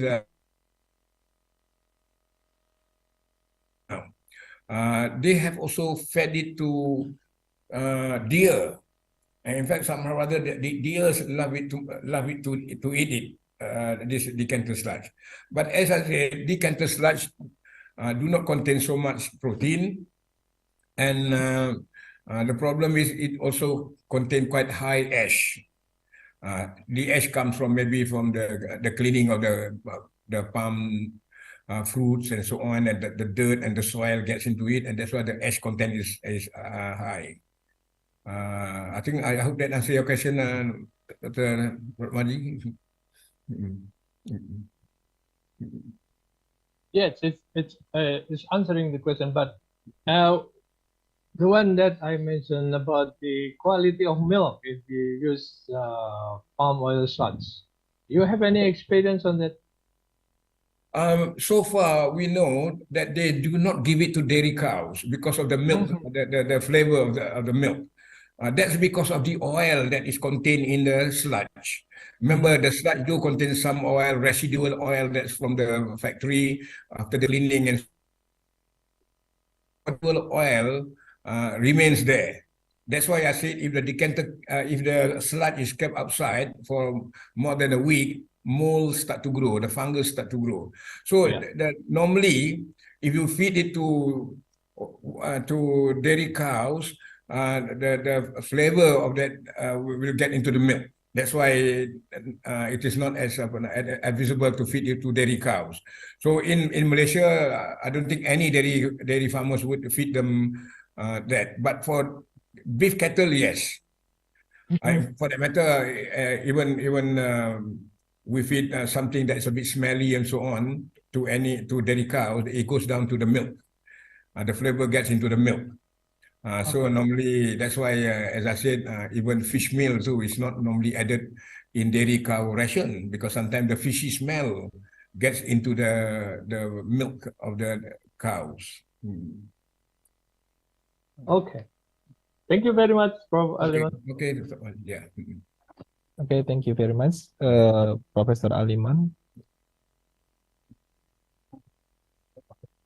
I think there is some questions in the chat box. I will read it. Okay. Dear Professor Aliman, according to your presentation about climate change demands a change in animal management, including the correlation impact of animal disease preventions.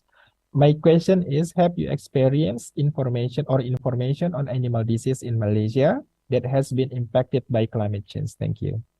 From Ati Ratnawati from IPB University. Yes, I think. Thank you very much. That's a very interesting question. I'm not personally. I do not have much information about diseases with regard to climate change and diseases. Okay, from what I know is that in Malaysia we have this FMD which is recurrent. It's always there and it's endemic now in Malaysia, and it happened during certain season. It happened during certain season, during the wet season coming into the dry season, especially in the northern part of peninsular Malaysia. So that means diseases or rather microorganisms, I think Professor Jabbar mentioned before, that for example, ticks, for example, they would, when it is hot but dry, the ticks would not survive. Similarly, viral diseases, for example, FND and so on, would be affected by that. But as far as climate change is concerned, I'm sure if the temperature goes up, but if the rainfall is erratic, if the rainfall is very variable, and sometimes in large amounts and small amounts, so that would create certain diseases to survive and certain diseases to be dormant. So although there is no data, actually, I don't think anybody here in Malaysia has collected data on the effect of climate on prevalence of FMD here in Malaysia. But I'm sure there must be some correlation between the climatic condition, temperature, rainfall, with regards to prevalence of FMD, foot and mouth disease in Malaysia. Now, with regards to other diseases too, and it's said that not much work has been done on the effect of climate on diseases here. But I'm sure there are diseases, for example, brucellosis. There are sometimes it happens in Malaysia, it comes up, suddenly, and then suddenly a lot of population is affected, and then suddenly it goes down for a few years without any incidents, and then we don't know how it arises from. Again, as I said, it needs more work to see the effect of these diseases. But as I said, when climate change, the immunity of the animals will also change, because the animal would not be able to get enough food. And under hot condition, for example, when the animal is stressed, for example, the requirement for certain vitamins, for example, vitamin C and vitamin E will increase. But if under normal condition, when they are given the normal formulated food, they might not get enough vitamins, and therefore their body defense and their immunity system will go down, and then they will get infected with diseases quite easily. So this is the work that we should be going through, looking into what is the effect of climate, what is the effect of high rainfall, what is the effect of diet on immunity of animals. So I cannot answer you exactly. We don't because we don't have this experience in Malaysia in terms of the effect of climate change on disease at the moment. I think that's all I can answer you. Thank you, Atik, for the question. Yeah, thank you very much, Professor Aliman, because the time schedule is very tight for us, and some speakers already have another schedule, so I close the question and answer session. Finally, we are in the last part of the session. Before I close this session, on behalf of the committee of the second ICARELI, we would like to convey our gratitude for our honorable speakers. First certificate will be addressed for Dr. Shimizu. Yeah, please give your big applause for him. Thank you very much for your very nice topic today. And then, yes, you're welcome. Yes, and then nice to meet you. The second certificate will be for Professor Aliman. Thank you. Okay, please big applause for him. Thank you very much, Dr. Muhammad. Thank you. Okay, yeah, thank you. You're welcome. And then the last certificate is for Dr. Lili Kartikasari. Yeah, Thank please you. your Thank you. big applause for our invited speakers today. Okay, thank you very much, our three invited speakers, for your insightful and informative presentations. And also thank you so much for all participants for your coming today. Finally, I am as a moderator apologize for any inconvenience during this session. Wassalamualaikum warahmatullahi wabarakatuh. See you next time and goodbye. Assalamualaikum warahmatullahi wabarakatuh. Thank you. Waalaikumsalam warahmatullahi wabarakatuh. Thank you.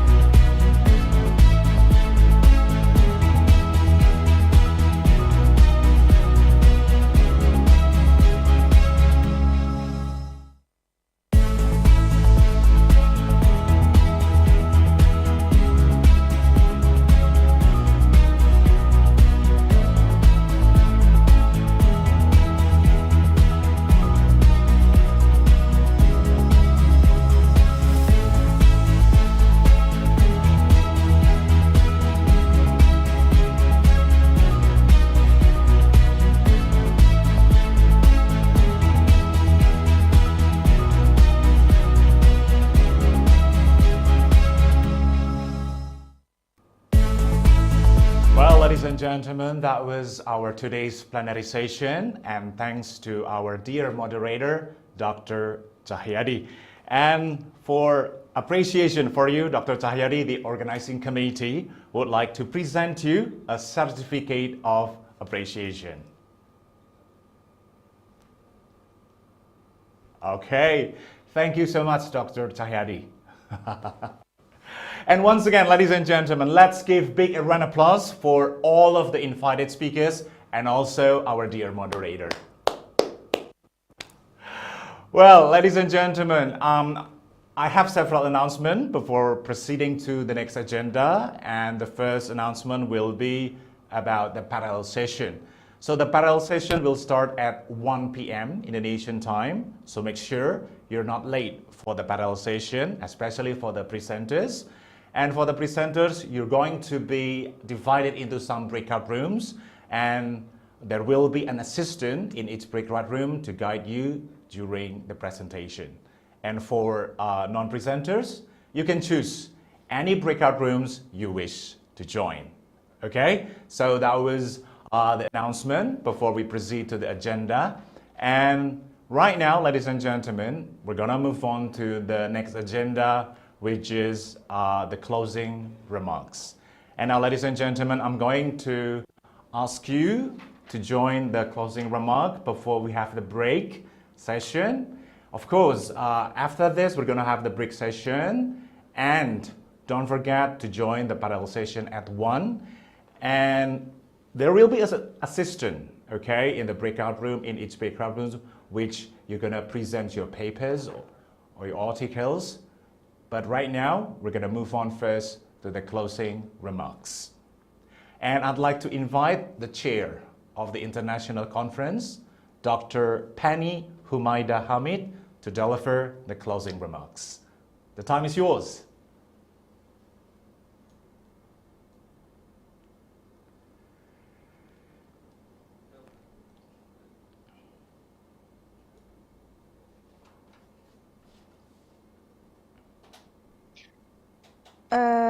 We thanks to all participants today and yesterday for the ICARELI 2023, and for all the honorable speaker, all the experts or are the expert in the field. And we expect that the synergy of quite a lot of things in our conference will give beneficia for us, can give more strength for us together. Then we can collaborate our research field to solve the problem in our society. So we expect your presence later on in ICARELI 3 in 2025.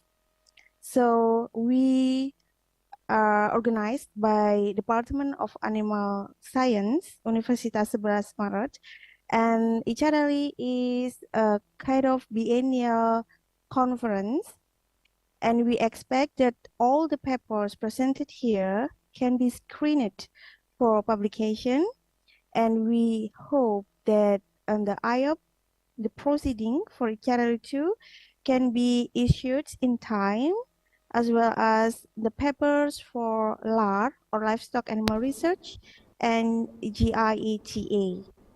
So again, I thank you very much for all your attendance yesterday and today. Assalamualaikum warahmatullahi wabarakatuh. All right, thank you, Dr. Penny, for the closing remarks. And ladies and gentlemen, on behalf of the organizing committee, I'd like to extend our gratitude to all of the invited speakers, moderators, and also participants of ICARELI 2023. And I'm afraid that this is the time for me to bid a farewell.